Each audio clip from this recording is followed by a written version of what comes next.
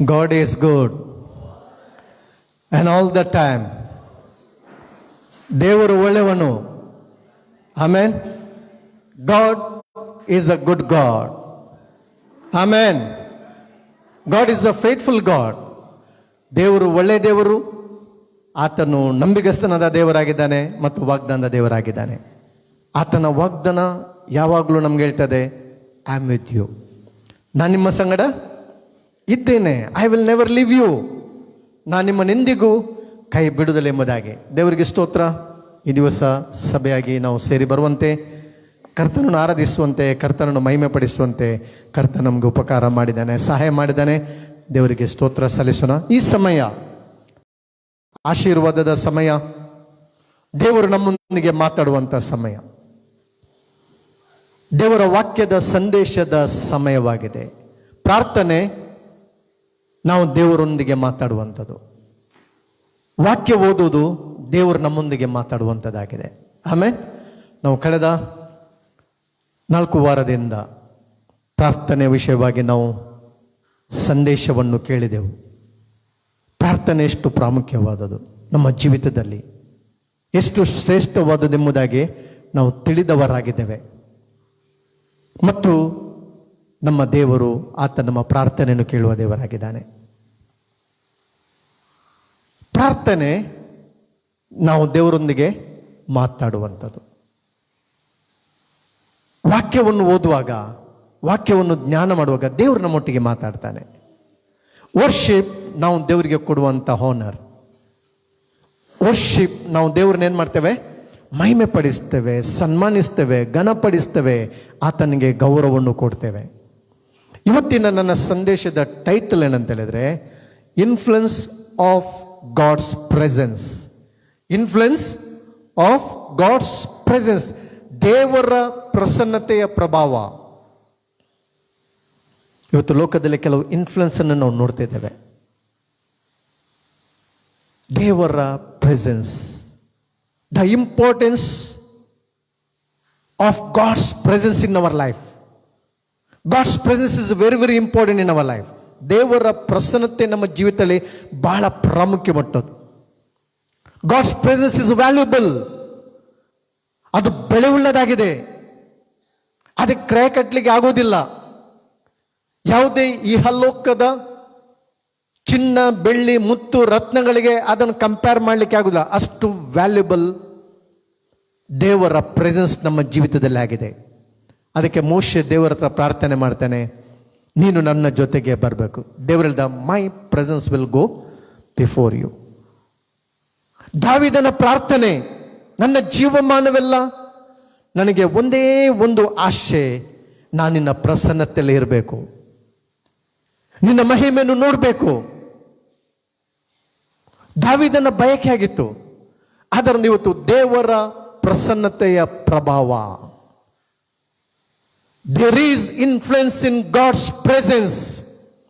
ದೇವರ ಪ್ರಸನ್ನತೆಯಲ್ಲಿ ಏನಿದೆ ಅಂತ ಹೇಳಿದ್ರೆ ಪ್ರಭಾವವಿದೆ. ನಮ್ಮ ಲೈಫ್ನಲ್ಲಿ, ನಾವು ಇರುವಂಥ ಪರಿಸರದಲ್ಲಿ ನಾವು ದೇವರ ಪ್ರೆಸೆನ್ಸ್ ಅನ್ನು ಕ್ಯಾರಿ ಮಾಡುವಾಗ, God's presence, his presence makes the difference. ಆಮೇಲೆ ದೇವರ ಪ್ರೆಸೆನ್ಸ್ ಇತಿಹಾಸವನ್ನು, ಒಂದು ಬದಲಾವಣೆಯನ್ನು ಏನ್ ಮಾಡ್ತದೆ ಅಂತ ಹೇಳಿದ್ರೆ ತೋರಿಸುವಂಥದ್ದಾಗಿದೆ. God is a good god.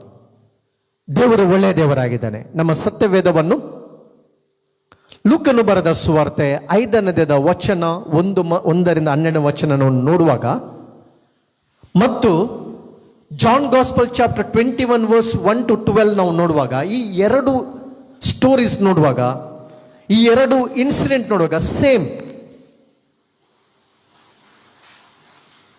Both stories same.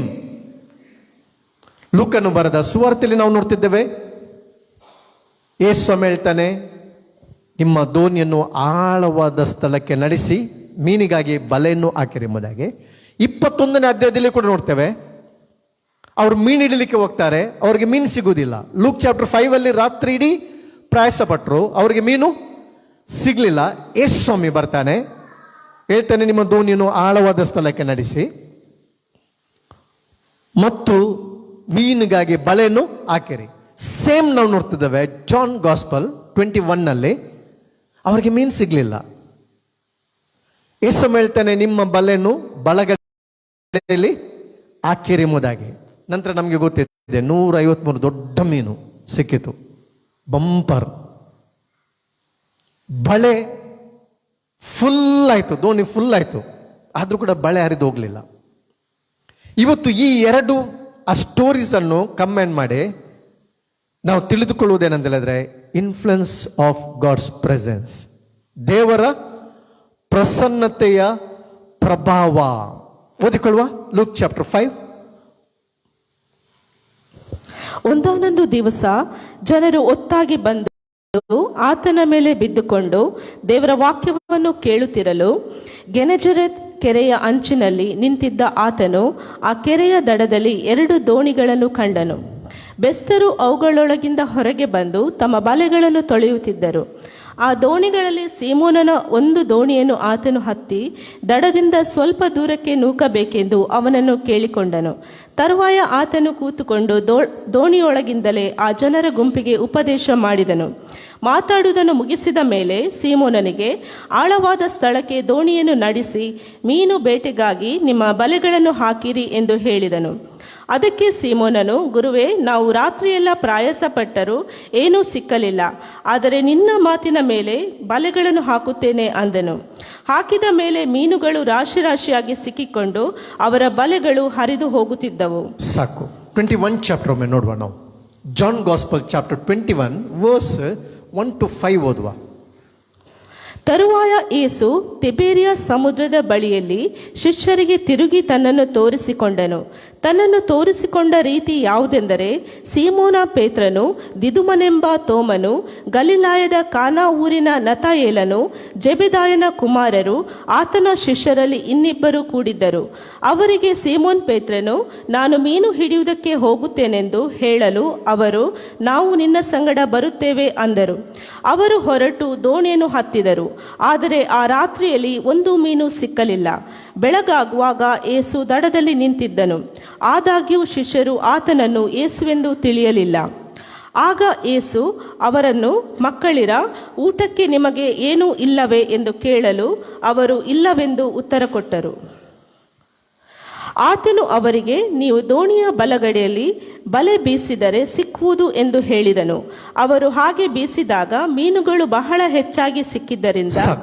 ಎರಡು ನಾವು ಸ್ಟೋರೀಸ್ ನೋಡ್ತೇವೆ ಅಲ್ವಾ? ಎರಡು ಆ ಒಂದು ಇನ್ಸಿಡೆಂಟ್ ಘಟನೆಯನ್ನು ನೋಡುವಾಗ ಇಲ್ಲಿ ರಾತ್ರಿ ಇಡೀ ಪ್ರಯಾಸ ಪಟ್ಟರು ಒಂದು ಮೀನು ಸಿಗಲಿಲ್ಲ.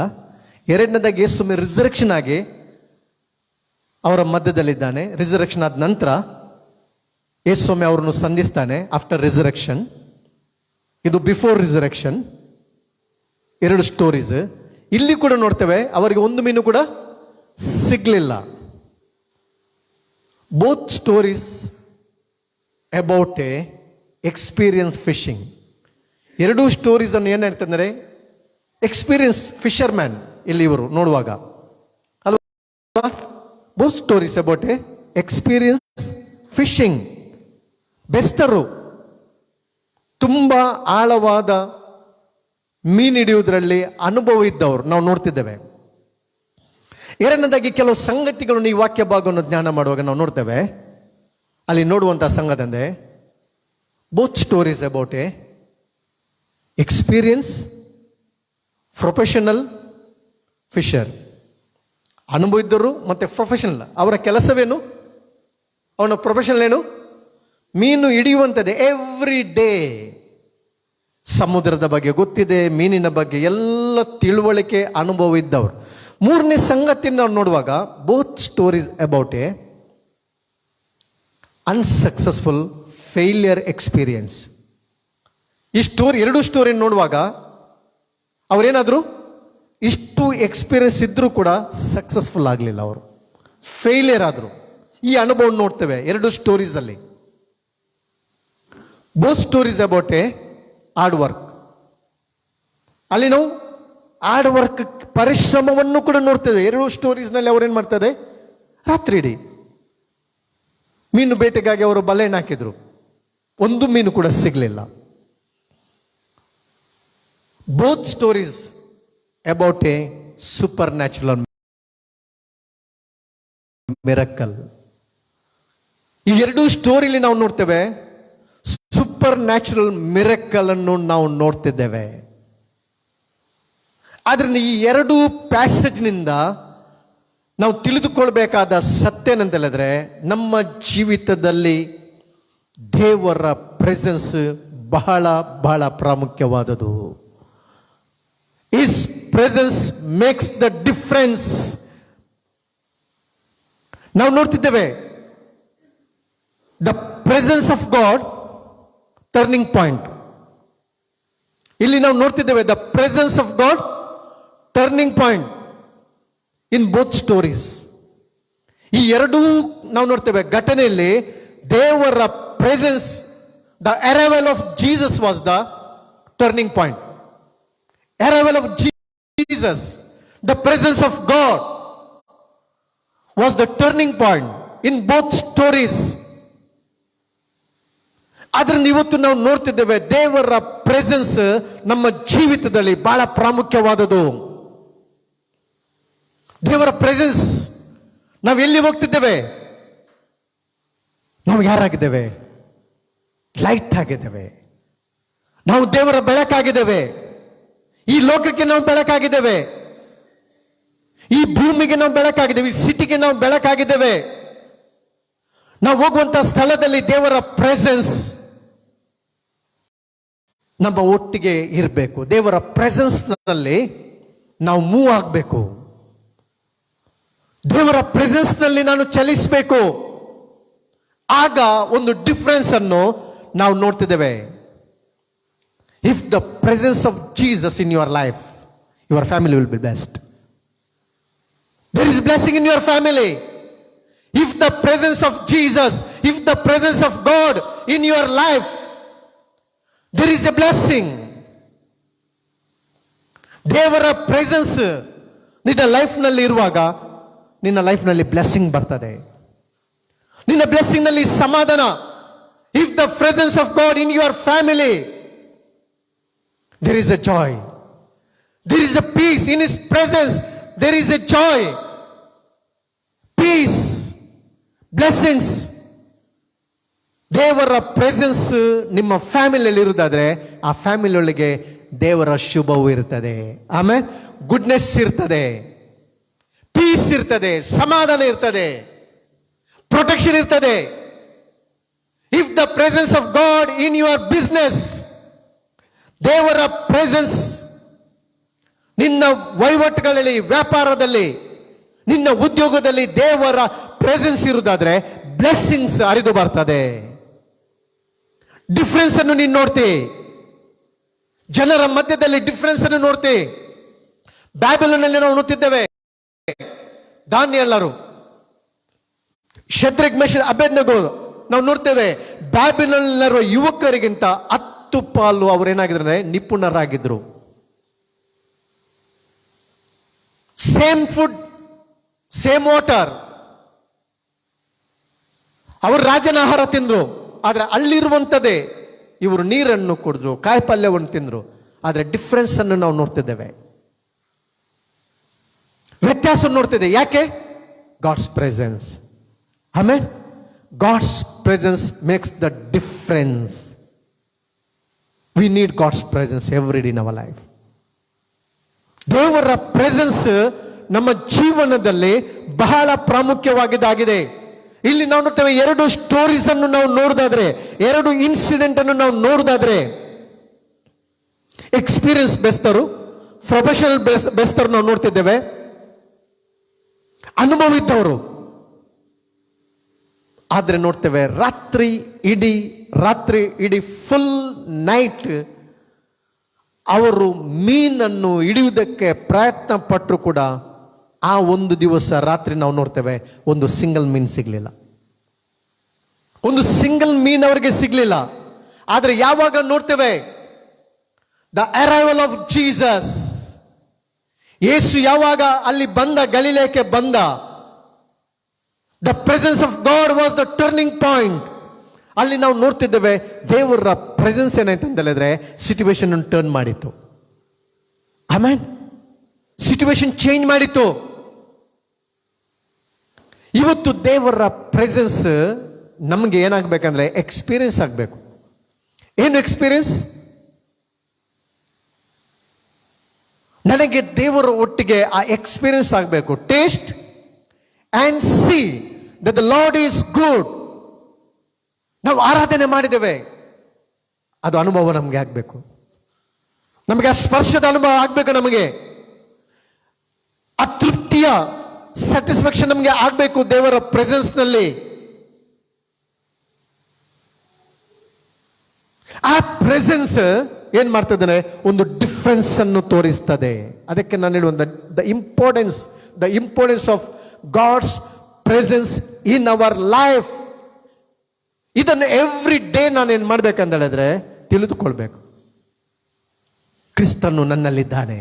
ಆಮೇಲೆ ನಾನು ದೇವರ ಆಲಯ, ಪವಿತ್ರಾತ್ಮನು ನನ್ನೊಳಗೆ ವಾಸಿಸ್ತಿದ್ದಾನೆ. ಡಿಫರೆನ್ಸ್ ಅಲ್ವಾ ಇದು? ಲೋಕದಲ್ಲಿ ನಮ್ಮ ಇನ್ಫ್ಲುಯೆನ್ಸ್ ಏನು? Influence of God's presence, influence of his presence, very very important. ದೇವರ ಪ್ರೆಸೆನ್ಸ್ ಏನಂತ, ದೇವರ ಪ್ರಸನ್ನತೆಯ ಪ್ರಭಾವ ಏನ್ ಮಾಡ್ತದೆ ಅಂತ ಹೇಳಿದ್ರೆ ಒಂದು ಡಿಫರೆನ್ಸ್ ಅನ್ನು ತರ್ತದೆ, ಕಾರ್ಯವನ್ನು ಮಾಡ್ತದೆ. ಅಸಾಧ್ಯವಾದ ಸಂಗತಿಗಳು ನೋಡ್ತೇವೆ ನಾವು. ಆತನ ಪ್ರೆಸೆನ್ಸ್ ನಲ್ಲಿ ಮಿರಕಲ್ ಆಗ್ತದೆ. ಮಿರಕಲ್ ಆತನ ಪ್ರೆಸೆನ್ಸ್ ಇಂದ ಬರ್ತದೆ. ಆನರ್ ಆತನ ಪ್ರೆಸೆನ್ಸ್ ಇಂದ ಬರ್ತದೆ. ಗ್ಲೋರಿ ಆತನ ಪ್ರೆಸೆನ್ಸ್ ಇಂದ ಬರ್ತದೆ. ಮೊದಲನೆಯ ಟ್ರುತ್ ಏನಂತ ಹೇಳಿದ್ರೆ ಇಲ್ಲಿ ನೋಡುವಂಥದ್ದು, be aware of doing your own thing. John chapter 21 verse 3 ಓದಿಕೊಳ್ಳೋಣ. John gospel chapter 21 verse 3. ಅವರಿಗೆ ಸಿಮೋನ್ ಪೇತ್ರನು, ನಾನು ಮೀನು ಹಿಡಿಯುವುದಕ್ಕೆ ಹೋಗುತ್ತೇನೆಂದು ಹೇಳಲು ಅವರು, ನಾವು ನಿನ್ನ ಸಂಗಡ ಬರುತ್ತೇವೆ ಅಂದರು. ಅವರು ಹೊರಟು ದೋಣಿಯನ್ನು ಹತ್ತಿದರು. ಆದರೆ ಆ ರಾತ್ರಿಯಲ್ಲಿ ಒಂದು ಮೀನು ಸಿಗಲಿಲ್ಲ. Experience man. One time miracle experience ಮಾಡಿದಂತ ಪೀಟರ್ನ ನಾವು ನೋಡ್ತಿದ್ದೇವೆ. Peter, be aware of doing your own thing. ನಮ್ಮ ಸ್ವಂತ ನಿರ್ಧಾರ, ಸ್ವಂತ ಡಿಸಿಷನ್, ಸ್ವಂತ ಆಲೋಚನೆ ಬಗ್ಗೆ ನಾವು ಜಾಗ್ರತೆ ಮಾಡಬೇಕು. ಪೇತ್ರನ್ ಏನ್ ಹೇಳ್ತಿದ್ದಾನೆ? ಎಕ್ಸ್ಪೀರಿಯನ್ಸ್ ಮಾಡಿದ್ದಾನೆ ದೇವರ ಪ್ರೆಸೆನ್ಸ್. ಡೆಡ್ ರೈಸ್ ಆಗಿದೆ, ಶಾಡೋ ಬೀಳುವಾಗ ಹೀಲಿಂಗ್ ಆಗಿದೆ, ಕುಂಟರು ನಡೆದಾಡಿದ್ದಾರೆ. ಪೇತ್ರನ ಸೇವೆಯಲ್ಲಿ ದೇವರ ಪ್ರೆಸೆನ್ಸ್ ಎಕ್ಸ್ಪೀರಿಯನ್ಸ್ ಮಾಡಿದ್ದಾನೆ Peter. Supernatural miracle experience ಮಾಡಿದ್ದಾನೆ. ಸೂಪರ್ ನ್ಯಾಚುರಲ್ ಪವರ್ ಆತನ ಎಕ್ಸ್ಪೀರಿಯನ್ಸ್ ಮಾಡಿದ್ದಾನೆ. ಈಗ ಇಲ್ಲಿ ನೋಡ್ತದೆ, Simon Peter answered them, I am going fishing. ಅವರೇನು ಹೇಳಿದ್ರು? They replied to, we also come with you. ನಾವು ಸಹ ನಿನ್ನೊಟ್ಟಿಗೆ ಬರ್ತೇವೆ, ಎಲ್ಲ ಬಿಟ್ಟು. Ministry close. ಒಂದು ಸಮಯ full prayer, early morning 4 to 6, 4 to 7, full ministry, worship. ದೇವರೊಟ್ಟಿಗಿನ ಸುಂದರವಾದ ರಮ್ಯವಾದ ಅನುಭವ, ದೇವರ ಸ್ವರವನ್ನು ಕೇಳಿದಂತ ಅನುಭವ, ದೇವರೊಟ್ಟಿಗೆ ಕ್ಲೋಸ್ ಆಗಿ ನಡೆದಂತ ಎಕ್ಸ್ಪೀರಿಯನ್ಸ್. ಆದ್ರೆ ಇಲ್ಲಿ ಹೇಳ್ತಿದ್ರೆ, ಐ ಆಮ್ ಗೋಯಿಂಗ್ ಫಿಶಿಂಗ್. ಅವ್ರು ಹೇಳ್ತಿದ್ರೆ, we also come with you, ನಾವು ಸಹ ನಿನ್ನೊಟ್ಟಿಗೆ ಬರ್ತೇವೆ. ಒಬ್ಬನ ನೋಡಿ ಎಷ್ಟು ಇನ್ಫ್ಲುಯೆನ್ಸ್ ಪರಿಣಾಮ ಬೀಳ್ತದೆ. Right or wrong? ಹಾಗಾದ್ರೆ ದೇವರ ಪ್ರೆಸೆನ್ಸ್ ಎಷ್ಟು ಇನ್ಫ್ಲುಯೆನ್ಸ್ ಮಾಡ್ತದೆ? ದೇವರ ಪ್ರೆಸೆನ್ಸ್, ನಮ್ಮ ಒಳಗಿರುವಂತ ಪ್ರೆಸೆನ್ಸ್, ನಮ್ಮ ಒಳಗಿರುವಂತ ಪ್ರೆಸೆನ್ಸ್. ಯಾಕೆಂದ್ರೆ ನಾನು ದೇವರ ಆಲಯವಾಗಿದ್ದೇನೆ. ಲೋಕದಲ್ಲಿರುವಾತನಿಗಿಂತಲೂ ನನ್ನ ಒಳಗೆ ಇರುವಾತನು, ನನ್ನ ಒಳಗೆ ವಾಸಿಸುವಾತನು. ಈ ಮಣ್ಣಿನ ಘಟಕದಲ್ಲಿ ದೇವರ ಗ್ಲೋರಿ ವಾಸವಾಗಿದೆ ಎಂಬುದಾಗಿ ದೇವರ ವಾಕ್ಯ ಹೇಳ್ತದೆ. ನನ್ನನ್ನು ನಂಬೋಣ ಹೊಟ್ಟೆ ಒಳಗಿಂದ ಜೀವಕರವಾದ ನೀರಿನ ಹೊಳೆಗಳು ಹರಿದು ಬರ್ತದೆ. ಯಾಕೆ ಅದು ರಿವರ್ಸ್? ದೇವರ ಪ್ರೆಸೆನ್ಸ್ ಅದು ಪ್ರಭಾವವನ್ನು ಬೀರ್ತದೆ ಲೋಕದೊಳಗೆ. ಆಮೇಲೆ you are the light of this world. ಈ ನಿನ್ನ ಪ್ರೆಸೆನ್ಸ್ ಲೋಕದ ಒಳಗೆ ನೀನಿರುವಂತ ಸಿಟಿಯಲ್ಲಿ, ನೀನು ಹೋಗುವಂತ ಸ್ಥಳದಲ್ಲಿ ಪ್ರಭಾವವನ್ನು ತರುವಂತದ್ದಾಗಿದೆ. Influence of God's presence, the importance of God's presence in our life. What happen? We also come with you. That night they caught nothing. ಏನಾಯ್ತು ದಟ್ ನೈಟ್? ಪೇತ್ರನ ಹೇಳಿದ, ನಾನು ಮೀನು ಹಿಡಿಲಿಕ್ಕೆ ಹೋಗ್ತೇನೆ ಎಂಬುದಾಗಿ. ಅವರು ಕೂಡ ಹೋದ್ರು ಅವನೊಟ್ಟಿಗೆ ಮೀನು ಹಿಡಿಲಿಕ್ಕೆ. ಆದ್ರೆ ಏನಾಯ್ತು? Nothing happen. ಪ್ರಯಾಸ ಪಟ್ರು, ರೈಟ್ ಲೆಫ್ಟ್ ಬ್ಯಾಕ್ ಫ್ರಂಟ್ ಎಲ್ಲ ಕಡೆಯಲ್ಲಿ ಬಳೆ ಬೀಸಿದ್ರು ಕೂಡ that night they caught nothing. One single fish ಕೂಡ ಅವರಿಗೆ ಸಿಗ್ಲಿಲ್ಲ. ಅದನ್ನ be aware of doing your own thing. Be aware, ಜಾಗೃತಿ ಇರಬೇಕು. ನಾವು ಏನನ್ನು ಮಾಡಿದ್ರು ಕೂಡ ಅದು ಪ್ರಭಾವ ಬೀರಬೇಕು ಬೇರೆಯವರ ಲೈಫ್ನಲ್ಲಿ. ಆಮೇಲೆ ನಮ್ಮ ಲೈಫ್ ಒಂದು ಎಕ್ಸಾಂಪಲ್ ಆಗಿರ್ಬೇಕು. ಯಾಕಂದ್ರೆ ದೇವರ ವಾಕ್ಯ ಹೇಳ್ತದೆ, ನಾವು ಲೋಕಕ್ಕೆ ಬೆಳಕಾಗಿದ್ದೇವೆ. ನಾವು ಲೋಕಕ್ಕೆ ಬೆಳಕಾಗಿದ್ದೇವೆ. ಆ ದೇವರ ಇನ್ಫ್ಲುಯೆನ್ಸ್ ಬೇರೆಯವರ ಮೇಲೆ ಪ್ರಭಾವ, ದೇವರ ಪ್ರೆಸೆನ್ಸ್, ನನ್ನ ಒಳಗಿರುವಂತ ದೇವರ ಪ್ರೆಸೆನ್ಸ್ ಬೇರೆಯವರ ಜೀವನದಲ್ಲಿ ಇನ್ಫ್ಲುಯೆನ್ಸ್ ಆಗಬೇಕು, ಪ್ರಭಾವ ಬೀರಬೇಕು. ಅದಕ್ಕೋಸ್ಕರ ದೇವರು ನಿನ್ನನ್ನು ಕರೆದಿದ್ದಾನೆ, ದೇವರನ್ನು ಆರಿಸಿಕೊಂಡಿದ್ದಾನೆ. ಆಮೇಲೆ ಬಿಹೇವಿಯರ್. ಪ್ರೊವರ್ಬ್ಸ್ 3:5 ಹೇಳ್ತದೆ, ಏನ್ ಹೇಳ್ತದೆ? ದೇವರ ಸ್ವಬುದ್ಧಿಯನ್ನು ಆಧಾರ ಮಾಡಿಕೊಳ್ಳದೆ ನಿನ್ನ ಎಲ್ಲ ನಡವಳಿಕೆಯಲ್ಲಿ ಆತನ ಚಿತ್ತಕ್ಕೆ ನೀನು ವಿಧೇಯನಾಗು, ಆಗ ಆತ ನಿನ್ನ ಮಾರ್ಗವನ್ನು ಏನ್ ಮಾಡ್ತಾನೆ? ಸರಾಗ ಮಾಡ್ತಾನೆ. ಒಂದು ವೇಳೆ ನೀನು ನಿನ್ನ ಓನ್ ವೇಯಲ್ಲಿ ನೀನು ಹೋಗುದಾದ್ರೆ, ನಿನ್ನ ಥಿಂಕಿಂಗ್ ನಲ್ಲಿ ಹೋಗುದಾದ್ರೆ, ಬೇರೆಯವರ ಇನ್ಫ್ಲುಯೆನ್ಸ್ ನಲ್ಲಿ ನೀನು ಚಲಿಸುವುದಾದ್ರೆ, ಬೇರೆಯವರ ಇನ್ಫ್ಲುಯೆನ್ಸ್ ಮೂಲಕ ನೀನು ನಿರ್ಧಾರ ಮಾಡುವುದಾದ್ರೆ, ಆರ್ ಯುವರ್ ಓನ್, ನಿನ್ನ ಸ್ವಂತ ಆಲೋಚನೆಯಿಂದ ನೀನು ನಡೆಯುವಾಗ ಬೇರೆಯವರ ಮೇಲೆ ಪ್ರಭಾವ ಬೀರುವುದಿಲ್ಲ. ನೀನು ಮಾಡಿದ ಬಿಸ್ನೆಸ್ ಆಗಿರ್ಬೋದು, ಅದು ಒಂದು ಇನ್ಫ್ಲುಯೆನ್ಸ್ ಆಗಬೇಕು ಬೇರೆಯವರ ಲೈಫ್ನಲ್ಲಿ.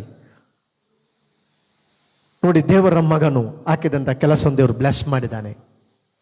ಆಮೇಲೆ ಅವನು ಹಾಕಿದ ಕೈ ಕೆಲಸವನ್ನು ದೇವರು ಬ್ಲೆಸ್ ಮಾಡಿದ್ದಾನೆ. ಅವನ ಉದ್ಯೋಗವನ್ನು ದೇವರು ಪ್ರಾಸ್ಪರ್ ಮಾಡಿದ್ದಾನೆ. ಅವನ ಹೆಂಡತಿ ಮಕ್ಕಳನ್ನು ದೇವರು ಪ್ರಾಸ್ಪರ್ ಮಾಡಿದ್ದಾನೆ. ಅವರ ಕುಟುಂಬವನ್ನು ಪ್ರಾಸ್ಪರ್. ಎಲ್ಲಿದ್ದೇವೆ ಅದು ಇನ್ಫ್ಲುಯೆನ್ಸ್ ಆಫ್ ಗಾಡ್ಸ್ ಪ್ರೆಸೆನ್ಸ್. ಆದ್ದರಿಂದ ನಾನು ಆ ದೇವರ ಪ್ರೆಸೆನ್ಸ್ ಅನ್ನು ಹೇಗೆ ಎಕ್ಸ್ಪೀರಿಯನ್ಸ್ ಮಾಡಬಹುದು? Worship releases the presence of god. Amen. Worship releases the presence of god. ನೋಡಿ, 2 ಪೂರ್ವಕಾಲ ವೃತ್ತ ಅಂತ 2 Chronicles chapter 5 verse 11 to 13 ನಾವು ಓದಿಕೊಳ್ಳೋಣ. 2 Chronicles chapter 5 verse 11 to 13. 2 ಪೂರ್ವಕಾಲ ವೃತ್ತ ಅಂತ 5ನೇ ಅಧ್ಯಾಯದ ವಚನ 11-13. ಕೂಡಿ ಬಂದಿದ್ದ ಯಾಜಕರು ವರ್ಗ ವ್ಯತ್ಯಾಸವಿಲ್ಲದೆ ಎಲ್ಲರೂ ತಮ್ಮನ್ನು ಶುದ್ಧಪಡಿಸಿಕೊಂಡಿದ್ದರು. ಫಸ್ಟ್ ದೇವರ ವಾಕ್ಯ ಹೇಳ್ತದೆ, ದೇವರ ಪ್ರೆಸೆನ್ಸ್ ಅನ್ನು ಎಕ್ಸ್ಪೀರಿಯನ್ಸ್ ಮಾಡಬೇಕಾದ್ರೆ ಯಾಜಕರು ಎಲ್ಲ ವರ್ಗದರು ವ್ಯತ್ಯಾಸ, ಡಿಫ್ರೆನ್ಸ್ ಇಲ್ಲದೆ ಹೇಳುತ್ತೆ ದೇವರ ವಾಕ್ಯ. ವ್ಯತ್ಯಾಸ ಇಲ್ಲದೆ ಎಲ್ಲರೂ, ನೋ ಡಿಫ್ರೆನ್ಸ್. ಸಭೆ, ಚರ್ಚ್, ದೇವರ ಮನೆ, ಯಾಜಕರು, ನಾವೆಲ್ಲರೂ ಯಾವ ವ್ಯತ್ಯಾಸವಿಲ್ಲದೆ ನಾನು ದೇವರ ಪ್ರೆಸೆನ್ಸ್ ಅನ್ನು ಎಕ್ಸ್ಪೀರಿಯನ್ಸ್ ಮಾಡುವಂತ ಕೀ ಹೇಳ್ತಿದ್ದೇನೆ. ಯಾವ ವ್ಯತ್ಯಾಸವಿಲ್ಲದೆ ಅವ್ರು ಏನ್ ಮಾಡಿದ್ರು? ಫಸ್ಟ್ ತಮ್ಮನ್ನು ಶುದ್ಧ ಮಾಡಿಕೊಂಡ್ರು.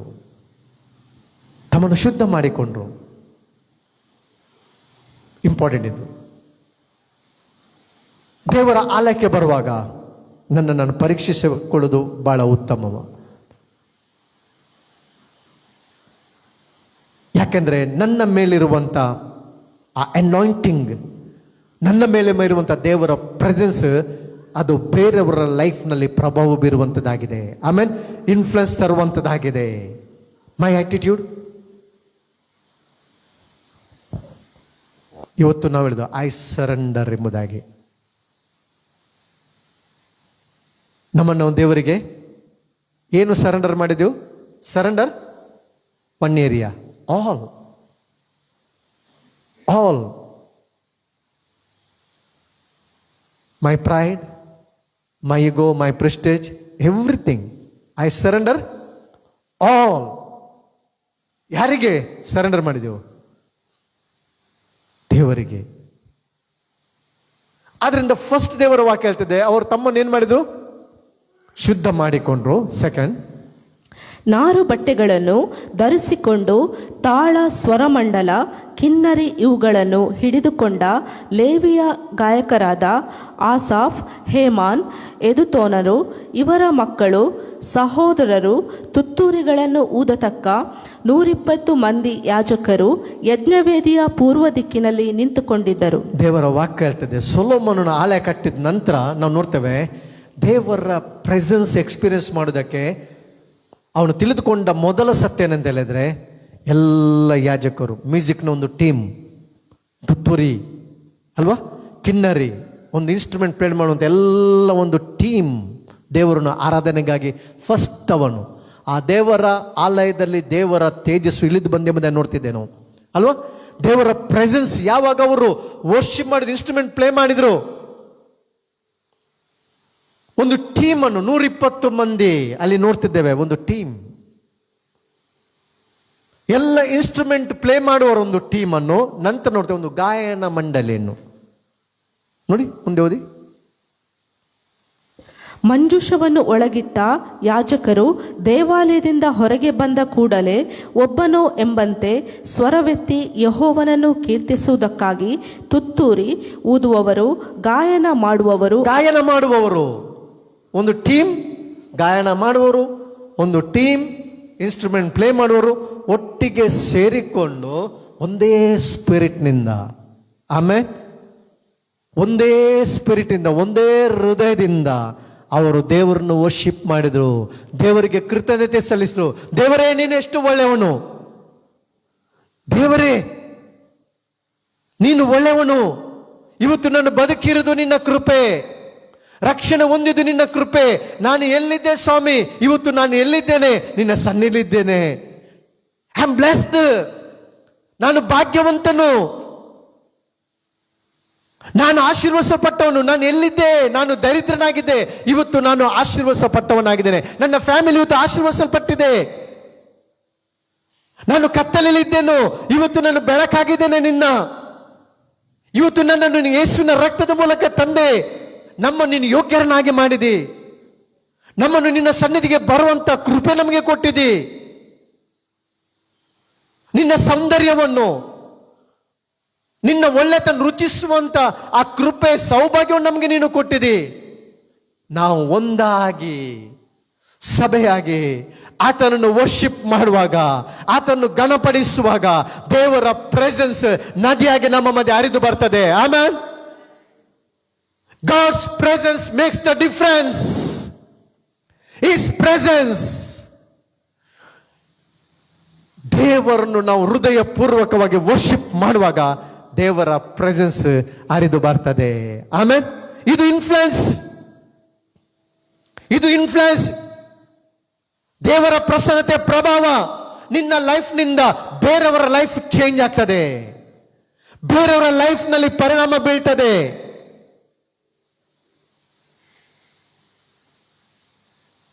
ದೇವರ ವಾಕ್ಯ ಹೇಳ್ತದೆ. ಎಸ್, ಮುಂದೆ ಓದಿ. ತುತ್ತೂರಿ, ತಾಳ ಮೊದಲಾದ ವಾದ್ಯಗಳ ಧ್ವನಿಯು ಯೆಹೋವನು ಒಳ್ಳೆಯವನು, ಆತನ ಕೃಪೆಯು ಶಾಶ್ವತವಾಗಿರುವುದು ಎಂದು ಕೃತಜ್ಞತಾ ಸ್ತುತಿ ಮಾಡುವವರ ಸ್ವರವು ಕೇಳಿಸಿದೊಡನೆ ಮೇಘವು ಯೆಹೋವನ ಆಲಯದಲ್ಲಿ ತುಂಬಿಕೊಂಡಿದೆ. ಆಮೆನ್. ಸ್ವರ ಕೇಳಿಸಿದಾಗ ದೇವರ ವಾಕ್ಯ ಹೇಳ್ತದೆ, ಆ ವರ್ಷಿಪ್ ನ ಸ್ವರ ಕೇಳಿಸಿದಾಗ ದೇವರ ವಾಕ್ಯ ಹೇಳ್ತದೆ, ದೇವರ ಮಹಿಮೆ, ಗ್ಲೋರಿ ಆಲಯದಲ್ಲಿ ತುಂಬಿತ್ತು. ಆಮೇಲೆ ನಿನ್ನ ಪರ್ಸನಲ್ ಲೈಫ್ ನಲ್ಲಿ ಕೂಡ ನೀನು ದೇವರ ವರ್ಷಿಪ್ ಮಾಡುವಾಗ ದೇವರ ಪ್ರೆಸೆನ್ಸ್ ನಿನ್ನ ಒಳಗೆ ಬರ್ತದೆ. ಆಮೇಲೆ ದೇವರ ಪ್ರೆಸೆನ್ಸ್ ನಿನ್ನ ಒಳಗೆ ಬರ್ತದೆ. Worship releases the presence of God. ಆಮೇಲೆ worship releases the glory of God. Worship releases the power of God. There is power in His presence. ದೇವರ ಗ್ಲೋರಿ ರಿಲೀಸ್ ಆಗ್ತದೆ. And this presence make the difference. ಖಂಡಿತ ಇದು ಟ್ರುತ್ತು. ನಾವಿದ್ದನ್ನು ನೋಡ್ಲಿಕ್ಕಿದ್ದೇವೆ. ಆಮೇಲೆ ನೋಡ್ಲಿಕ್ಕಿದ್ದೇವೆ. Church ಕರ್ತರನ್ನು worship ಮಾಡುವಾಗ ಒಂದು ಪ್ರಭಾವವನ್ನು, influence ಅನ್ನು ನಾವು ನೋಡ್ಲಿಕ್ಕಿದ್ದೇವೆ. ಯಾಕಂದ್ರೆ ನಾವು ಆರಾಧಿಸುವಂತ ದೇವರು ಆತನು ಸೃಷ್ಟಿಕರ್ತನಾಗಿದ್ದಾನೆ. ಈ ಸೃಷ್ಟಿಯನ್ನು ಉಂಟು ಮಾಡಿದಂತ ದೇವರನ್ನು ವರ್ಷಿಪ್ ಮಾಡ್ತಿದ್ದೇವೆ. ಭೂಮಿ ಆಕಾಶ ಉಂಟು ಮಾಡಿದಂತ ಪರಲೋಕದ ತಂದೆಯನ್ನು ನಾವು ವರ್ಷಿಪ್ ಮಾಡ್ತಿದ್ದೇವೆ. ದೇವರ presence, influence of his presence. ದೇವರ ವಾಕ್ಯದಲ್ಲಿ ನೋಡ್ತೇವೆ ಎರಡು ಇನ್ಸಿಡೆಂಟ್ ಅನ್ನು ನಾವು ನೋಡುವಾಗ, ಪೇತ್ರನ ಲೈಫ್ನಲ್ಲಿ ನಡೆದಂತ ಎರಡು ಇನ್ಸಿಡೆಂಟ್. ಪೇತ್ರನು ಸರೆಂಡರ್ ಆದ. ಇವತ್ತು ನಾವು ಅದಕ್ಕೆ ಸರೆಂಡರ್ ಎಂಬುದಾಗಿ ಆಡಿದೆವಲ್ಲ. ಪೇತ್ರನು ಸ್ವಾಮಿಯ ಪಾದಕ್ಕೆ ಬಿದ್ದ. ಎಲ್ಲ ಬಳೆಯನ್ನು ಬಿಟ್ಟು ಯೇಸು ಸ್ವಾಮಿಯನ್ನು ಫಾಲೋ ಮಾಡಿದ. ಸ್ವಾಮಿ, ನಾನು ಪಾಪಿ. B aware of doing your own thing. ನೀನ್ ಏನು ಮಾಡಿದ್ರು ಕೂಡ ದೇವರನ್ನು ವರ್ಷಿಪ್ ಮಾಡಿ, ದೇವರ ಪ್ರೆಸೆನ್ಸ್ನಲ್ಲಿ ದೇವರ ಸ್ವರವನ್ನು ಕೇಳಿ, ದೇವರ ಆಲೋಚನೆಯನ್ನು ಕೇಳಿ ನೀನು ಮೂವ್ ಆಗುವಾಗ ಆ ದೇವರ ಪ್ರೆಸೆನ್ಸ್ ನಿನ್ನ ಲೈಫ್ನಿಂದ ಅದು ಪ್ರಭಾವವನ್ನು ತರ್ತದೆ. ಆಮೇಲೆ ನೀನು ಕೆಲಸ ಮಾಡುವಂಥ ಸ್ಥಳದಲ್ಲಿ, ನೀನು ಮಾಡುವಂಥ ಜಾಬ್ನಲ್ಲಿ ಡಿಫಿಕಲ್ಟೀಸ್ ಇರ್ಬೋದು, ಸಮಸ್ಯೆ ಅದು ಸಾಲ್ವ್ ಆಗ್ತದೆ. ದೇವರ ಪ್ರೆಸೆನ್ಸ್ಲಿ ಪ್ರಾಬ್ಲಮ್ ಸಾಲ್ವ್ ಆಗ್ತದೆ. ಡಿಫರೆನ್ಸ್ ಅಲ್ಲಿ ಎಲ್ಲರಿಗೆ ಅದು ಇದು ಹೇಗೆ ಎಂಬುದಾಗಿ ಪ್ರಶ್ನೆ ಬರ್ಬೋದು, ಇದನ್ನು ಹೇಗೆ ಸಾಲ್ವ್ ಮಾಡ್ಬೋದು ಎಂಬುದಾಗಿ. ಆದರೆ ನಿನ್ನ ಮೇಲಿರುವಂತಹ ಪ್ರೆಸೆನ್ಸ್ ಇನ್ಫ್ಲುಯೆನ್ಸ್ ಅನ್ನು ತರ್ತದೆ. ಆಮೇಲೆ ಕಾರ್ಯಗಳು ನಿನಗೆ ಈಸಿಯಾಗಿ ಆಗ್ತದೆ, ಸಂಗತಿಗಳು ಬದಲಾಗ್ತದೆ, ಚೇಂಜ್ ನೋಡ್ತೇವೆ. God's presence change everything. ದೇವರ ಪ್ರೆಸೆನ್ಸ್ ಒಂದು ಬದಲಾವಣೆಯನ್ನು ತರ್ತದೆ. ದೇವರ ಪ್ರೆಸೆನ್ಸ್ ನಿನ್ನ ಲೈಫ್ನಲ್ಲಿ ಯೋಜನೆಯನ್ನು ರೂಪಿಸ್ತದೆ, ನಿನಗೆ ಕೌನ್ಸಿಲಿಂಗ್ ಕೊಡ್ತದೆ, ಡೈರೆಕ್ಷನ್ ಅನ್ನು ಕೊಡ್ತದೆ. ನೀನು ಹೋಗುವಂತ ಎಲ್ಲ ಸ್ಥಳದಲ್ಲಿ ನೀನು ಹೇಗೆ ಮೂವ್ ಆಗಬೇಕು, ರೈಟ್, ಲೆಫ್ಟ್ ಆರ್ ಬ್ಯಾಕ್, ದೇವರ ಪ್ರೆಸೆನ್ಸ್ ನಿಂಗೆ ಏನ್ ಮಾಡ್ತದೆ, ಗೈಡ್ ಮಾಡ್ತದೆ. ದೇವರ ಪ್ರೆಸೆನ್ಸ್ ಅದನ್ನ be aware of doing your own thing, the presence of God. ಇಲ್ಲಿ ನಾನು ಹೇಳ್ತೇನೆ, ಎರಡು ಸ್ಟೋರೀಸ್ ಅಲ್ಲಿ the presence of God is the turning point, was the turning point. ಆಮೇಲೆ the presence of God was the turning point in both stories. ಯೇಸು ಸ್ವಾಮಿ ಯಾವಾಗ arrival ಆದ ಅಲ್ಲಿ ನಾವು ನೋಡ್ತಿದ್ದೇವೆ, ಏನಾಯ್ತು, ಟರ್ನ್ ಆಯ್ತು. ಸಮುದ್ರದಲ್ಲಿ ಇನ್ಫ್ಲುಯೆನ್ಸ್ ನೋಡ್ತಿದ್ದೇವೆ, ಮೀನುಗಳು ಬಂತು. ಯಾವಾಗ ಯೇಸು ಸ್ವಾಮಿ ಅರೈವಲ್ ಆದ ನೋಡ್ತಿದ್ದೇವೆ, ಅಲ್ಲಿ ಸೂಪರ್ ನ್ಯಾಚುರಲ್ ಮಿರಕಲ್ ನಾವು ನೋಡ್ತಿದ್ದೇವೆ. ಸೂಪರ್ ನ್ಯಾಚುರಲ್ ಮಿರಕಲ್ ನಾವು ನೋಡ್ತಿದ್ದೇವೆ. ದೇವರ ಪ್ರೆಸೆನ್ಸ್ ಅಲ್ಲಿ ಎಕ್ಸ್ಪೀರಿಯನ್ಸ್ ಆದಾಗ ನೋಡ್ತೇವೆ, ಚೇಂಜ್ ಆಯ್ತು, ಥಿಂಗ್ಸ್ ಚೇಂಜ್ ಆಯ್ತು, ಮಿರಕಲ್ಸ್ ನೋಡ್ತಿದ್ದೇವೆ. ಎರಡನೇ ಸಂಗತಿ, ದೇವರ ಪ್ರೆಸೆನ್ಸ್ ನಲ್ಲಿ ಇನ್ಫ್ಲುಯೆನ್ಸ್ ಏನಂತಂದ್ರೆ, God will fill your empty nets. ಆಮೇಲೆ God will fill your empty boats. ದೇವರು ನಿನ್ನ ಖಾಲಿಯಾದ ಬಳೆಗಳನ್ನು ಆತನು ತುಂಬಿಸುವನಾಗಿದ್ದಾನೆ. ಆಮೆನ್. ನಿನ್ನ ಬರಿದಾದ ಜೀವನವನ್ನು ದೇವರು ಬ್ಲೆಸ್ ಮಾಡ್ತಾನೆ. ನಿನ್ನ ಬರಿದಾದ ವೆಸಲನ್ನು ದೇವರು ಬ್ಲೆಸ್ ಮಾಡ್ತಾನೆ. ನೀನು ದೇವರ ಪ್ರೆಸೆನ್ಸ್ಗೆ ಹೋಗುವಾಗ ದೇವರು ನಿನ್ನನ್ನು ಫಿಲ್ ಮಾಡ್ತಾನೆ. ನಿನ್ನ ಪಾತ್ರೆಯನ್ನು ಸಂತೋಷದಿಂದ ತುಂಬಿಸ್ತಾನೆ. ನಿನ್ನ ಪಾತ್ರೆಯನ್ನು ಆತನು ಸಮಾಧಾನದಿಂದ ತುಂಬಿಸ್ತಾನೆ. ನಿನ್ನ ಕುಟುಂಬದಲ್ಲಿ ಶಾಂತಿ, ಸಮಾಧಾನ ಕೊಡ್ತಾನೆ. ಅದು ಫ್ಲೋ ಆಗ್ತದೆ. My cup run over. ನನ್ನ ಪಾತ್ರೆ ಏನಾಗ್ತದಂತೆ, ತುಂಬಿ ಹೊರ ಸೂಸ್ತದೆ. ನೋಡ್ತೇವೆ, ಅವರ ದೋಣಿ ಖಾಲಿಯಾಗಿತ್ತು, ಅವರ ನೆಟ್ ಖಾಲಿಯಾಗಿತ್ತು. ಆದರೆ ಯಾವಾಗ ಯೇಸು ಸ್ವಾಮಿಯಲ್ಲಿ ಬಂದ ನೋಡ್ತೇವೆ, ದೇವರ ಪ್ರೆಸೆನ್ಸ್ ಅಲ್ಲಿ ಪ್ರಭಾವವನ್ನು ಬೀರಿತು, ಇನ್ಫ್ಲುಯೆನ್ಸ್ ತಂದಿತ್ತು, ಮಿರಕಲ್ ಆಯ್ತು. ಇದು ಯಾವ ಲೋಕದ ಯಾವ ಪ್ರಭಾವ ವ್ಯಕ್ತಿಯಿಂದ ಮಾಡಲಿಕ್ಕೆ ಆಗುದಿಲ್ಲ. ಈ super natural miracle only god can do. ಆಮೇಲೆ ದೇವರಪ್ಪಣೆ ಮಾಡಲಿಕ್ಕೆ ಶಕ್ತನು, ದೇವರಪ್ಪಣೆ ಮಾಡಲಿಕ್ಕೆ ಶಕ್ತನು. ಅಸಾಧ್ಯವಾದ ಕಾರ್ಯಗಳನ್ನು ಮರಿಯಲು ದೇವರನ್ನು ವರ್ಷಿಪ್ ಮಾಡ್ತಿದ್ದಾಳೆ. ಶಕ್ತನಾದವನು ನನ್ನ ಜೀವನದಲ್ಲಿ ದೊಡ್ಡ ಉಪಕಾರ ಮಾಡಿದ್ದಾನೆ, ಶಕ್ತನಾದನು ನಾನು ವರ್ಷಿಪ್ ಮಾಡ್ತೇನೆ, ಆತ ನನ್ನ ಜೀವನದಲ್ಲಿ ಅಸಾಧ್ಯ ಕಾರ್ಯಗಳನ್ನು ಮಾಡಿದ್ದಾನೆ. ದೇವದೂತನು ಬಂದು ಹೇಳುವಾಗ ಪವಿತ್ರಾತ್ಮನ ನೆರಳು ನಿನ್ನ ಮೇಲೆ ಬರ್ತದೆ, ನೀನು ಗರ್ಭವನ್ನು ಧರಿಸ್ತಿ. ಮರಿಯಳು ಪವಿತ್ರಾತ್ಮನ ತುಂಬಲ್ಪಟ್ಟು ದೇವರನ್ನು ವರ್ಷಿಪ್ ಮಾಡಿದ್ಲು, ದೇವರ ಪ್ರೆಸೆನ್ಸ್ ಅನ್ನು ಎಕ್ಸ್ಪೀರಿಯನ್ಸ್ ಮಾಡಿಕೊಂಡು ಮರಿಯಳು ಹೇಳ್ತಿದ್ದಾಳೆ, ಶಕ್ತನಾದವನು, who is he? Is almighty, nothing is impossible with God. Influence of his presence, influence of God's presence, the importance of God's presence in our life. ದೇವರ ಪ್ರಸನ್ನತೆ ನಮ್ಮ ಜೀವನದಲ್ಲಿ ಅತಿ ಪ್ರಾಮುಖ್ಯವಾದುದು, ಅಮೂಲ್ಯವಾದುದು, ವ್ಯಾಲ್ಯೂಬಲ್, ಬೆಲೆ ಕಟ್ಟಲಾರದಂಥದ್ದು. ದೇವರ ಪ್ರೆಸೆನ್ಸ್ಗೆ ಬೆಲೆ ಕಟ್ಟಲಿಕ್ಕೆ ಆಗೋದಿಲ್ಲ. ದೇವರ ಪ್ರೆಸೆನ್ಸ್ ನಲ್ಲಿ ಈ ಲೋಕದ ಅಮೂಲ್ಯವಾದ ಸಂಗತಿಗಳು ನಮಗೆ ಸಿಗ್ತದೆ. ಪೇತ್ರನ ಬೋಟ್ ನಲ್ಲಿ ಯಾವಾಗ ಯೇಸುಮಿ ಬಂದ, ಎಂಟಿ ನೆಟ್ ಫಿಲ್ ಆಯ್ತು. ಆಮೇಲೆ empty nets, God will fill your empty nets. ದೇವರ ಸನ್ನಿಧಿಗೆ ಹೋಗು, Lord fill me, Lord anoint me. ಸೊಲೊಮನ ಆಲಯದಲ್ಲಿ ನೋಡ್ತೇವೆ, 2 ಪೂರ್ವಕಳ ವೃತ್ತಾಂತ 7ನೇ 1ನೇ ವಚನ. ಆಲಯ ಕಟ್ಟಿದ ನಂತರ ಅವರು ವರ್ಷಿಪ್ ಮಾಡುವಾಗ ದೇವರ ಗ್ಲೋರಿ, ದೇವರ ತೇಜಸ್ಸು ಒಳಗೆ ಬಂದು ಬೇರೆ ನೋಡ್ತೇವೆ. ಅವರು ಪ್ರೇಯರ್ ಮಾಡಿದಾಗ prayer releases the presence of god. ದೇವರ ಪ್ರೆಸೆನ್ಸ್ ಹರಿದು ಬಂತು, ದೇವರ ಪ್ರೆಸೆನ್ಸ್ ಆಲಯದ ಒಳಗೆ ಬಂತು. God will fill your emptiness. ದೇವರು ನಿಮ್ಮ ಕುಟುಂಬವನ್ನು ಬ್ಲೆಸ್ ಮಾಡ್ತಾನೆ. ಆಮೇಲೆ ದೇವರು ನಿಮ್ಮ ಮಕ್ಕಳನ್ನು ಬ್ಲೆಸ್ ಮಾಡ್ತಾನೆ. ದೇವರು ನಿಮ್ಮ ಕುಟುಂಬ, ನಿಮ್ಮ ವ್ಯಾಪಾರವನ್ನು ಬ್ಲೆಸ್ ಮಾಡ್ತಾನೆ. If there is presence of Jesus in your life, if the presence of Jesus in your life, ದೇವರ ಪ್ರಸನ್ನತೆ ನಿನ್ನಲ್ಲಿರುವಾಗ ದೇವರ ವಾಕ್ಯದೆ ನಿನ್ನ ಮನೊಳಗೆ ಬ್ಲೆಸ್ಸಿಂಗ್ ಇರ್ತದೆ. ಆಮೇಲೆ ನಿನ್ನ ಬೌಂಡ್ರೊಳಗೆ ಬ್ಲೆಸ್ಸಿಂಗ್ ಇರ್ತದೆ. ಅದಕ್ಕೆ ನಾವು ಹೇಳ್ತೇವೆ, surely surely goodness and mercy shall follow me all the days of my life, all the days of my life.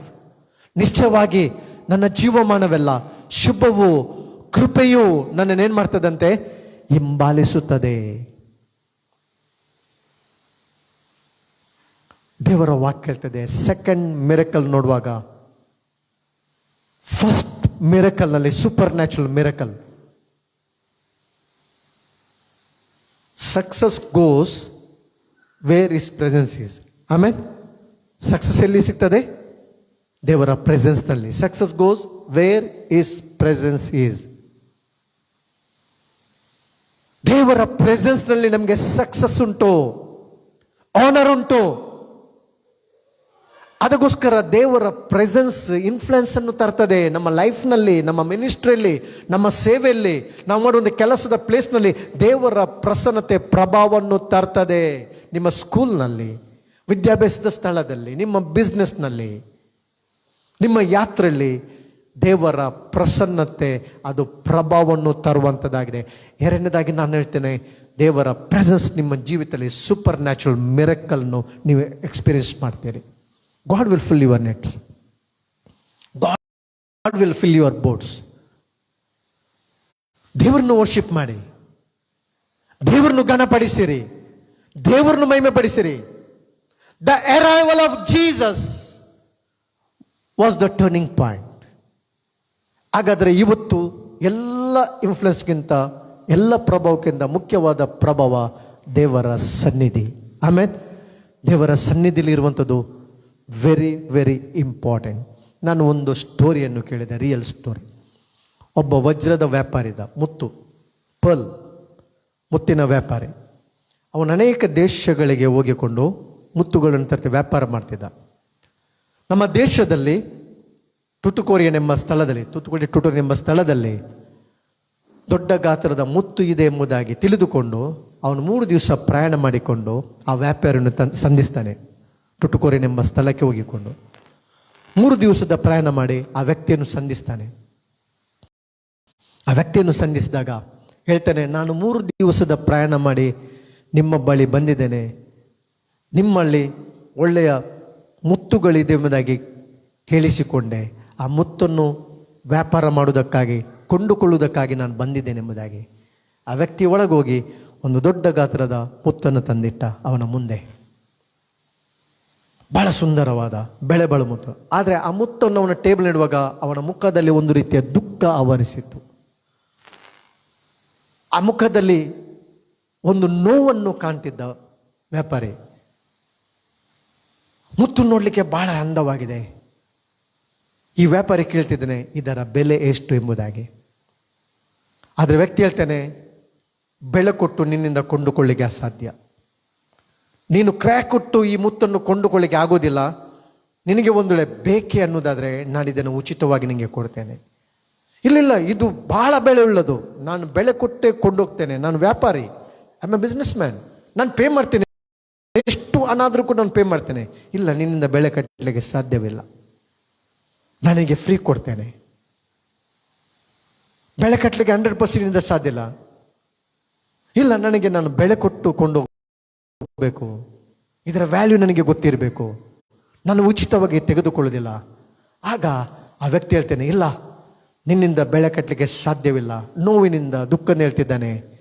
ಈ ಮುತ್ತು ನನ್ನ ಮಗ, ಆತನು ಪರ್ಲ್ ಡೈವರ್,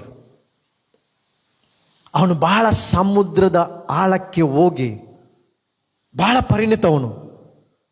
ಅವನು ಮುತ್ತುಗಳನ್ನು ತರ್ತಿದ್ದ. ಸಮುದ್ರದ ಬಹಳ ಆಳಕ್ಕೆ ಹೋಗಿಕೊಂಡವನು, ಡೈವ್ ಮಾಡಿಕೊಂಡವನು ಏನು ಮಾಡ್ತಿದ್ದ, ಮುತ್ತುಗಳನ್ನು ಅವನು ತೆಗೆದುಕೊಂಡು ಬರ್ತಿದ್ದ. ಅಷ್ಟು ಅವನು ಚತುರನಾಗಿದ್ದ. ಆದರೆ ಒಂದು ದಿವಸ ಅವನು ಸಮುದ್ರದ ಆಳಕ್ಕೆ, ಬಹಳ ಆಳಕ್ಕೆ ಇಳಿದು ಹೋಗಿಕೊಂಡು ಮುತ್ತನ್ನು ತರಬೇಕಾದ್ರೆ ಮೇಲಕ್ಕೆ ಬರಲಾರದೆ ಅವನಿಗೆ ಸ್ವಿಮ್ ಮಾಡಲಿಕ್ಕೆ ಅಸಾಧ್ಯವಾಗಿ ಅವನು ಸತ್ತು ಹೋದ. ಆದರೆ ಅವನ ಬಾಡಿಯಲ್ಲಿ ಅವನ ಕೈಯಲ್ಲಿ ಬಿಡಿಸುವಾಗ ಈ ಮುತ್ತಿತ್ತು. ಇದು ನನ್ನ ಮಗನ ಪ್ರಾಣ ಕೊಟ್ಟು ಸಂಪಾದಿಸಿದಂಥ ಇದು ಮುತ್ತಾಗಿದೆ, ಇದಕ್ಕೆ ಬೆಲೆ ಕಟ್ಟಲಿಕ್ಕೆ ಆಗೋದಿಲ್ಲ. Just think. ತಂದೆ ಹೇಳ್ತಾನೆ, ಇದು ಬಹಳ ವ್ಯಾಲ್ಯೂಡ್.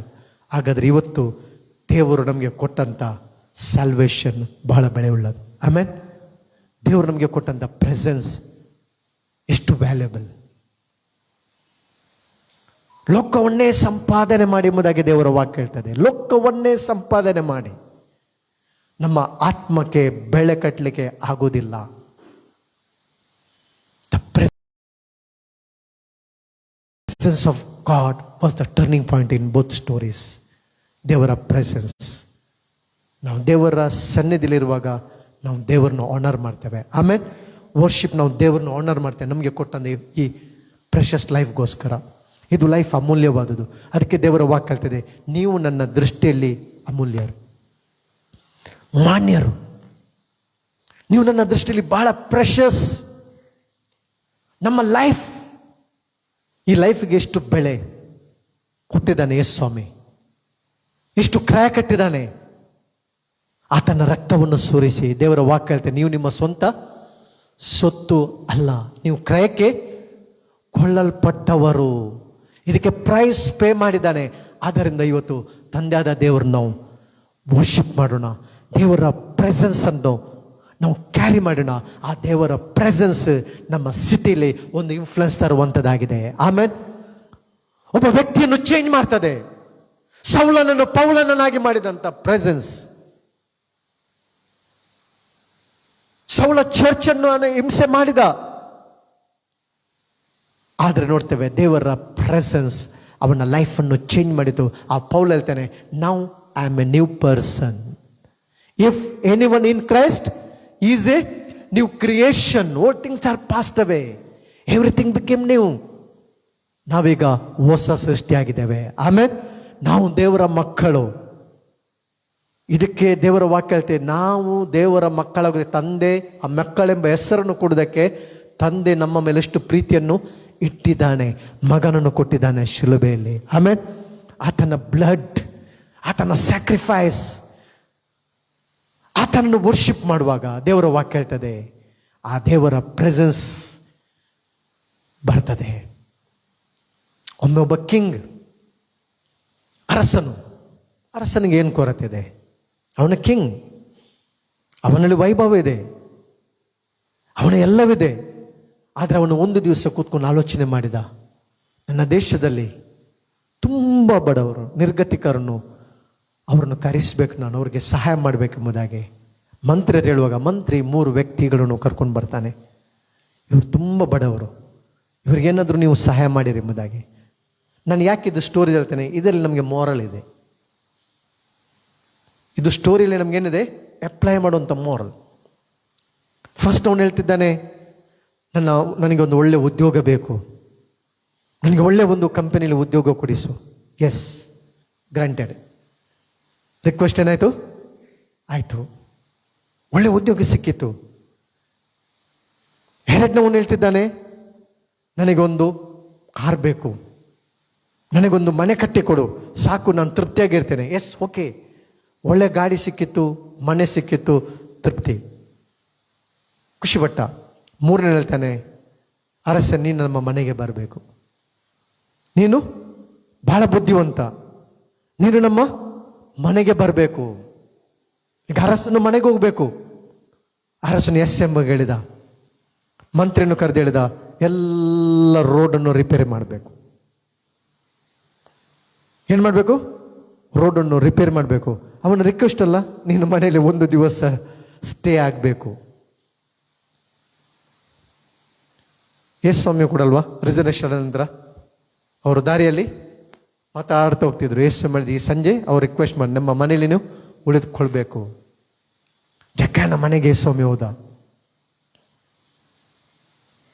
ಈಗ ಅರಸನ ಮನೆಯಲ್ಲಿ ಇರಬೇಕಾದ್ರೆ ಅರಸನ ಗೌರವೇನು, ಘನತೆಯನ್ನು, ಅರಸನ ಹೇಳ್ತೇನೆ, ಎಲ್ಲ ರೋಡ್ ರಿಪೇರಿ ಆಗಬೇಕು, ಒಂದು ಒಳ್ಳೆ ಬಂಗ್ಲೆ ಕಟ್ಟಬೇಕು, ನನಗೆ 1 ದಿವಸ ನಿಲ್ಲಿಕ್ಕೆ.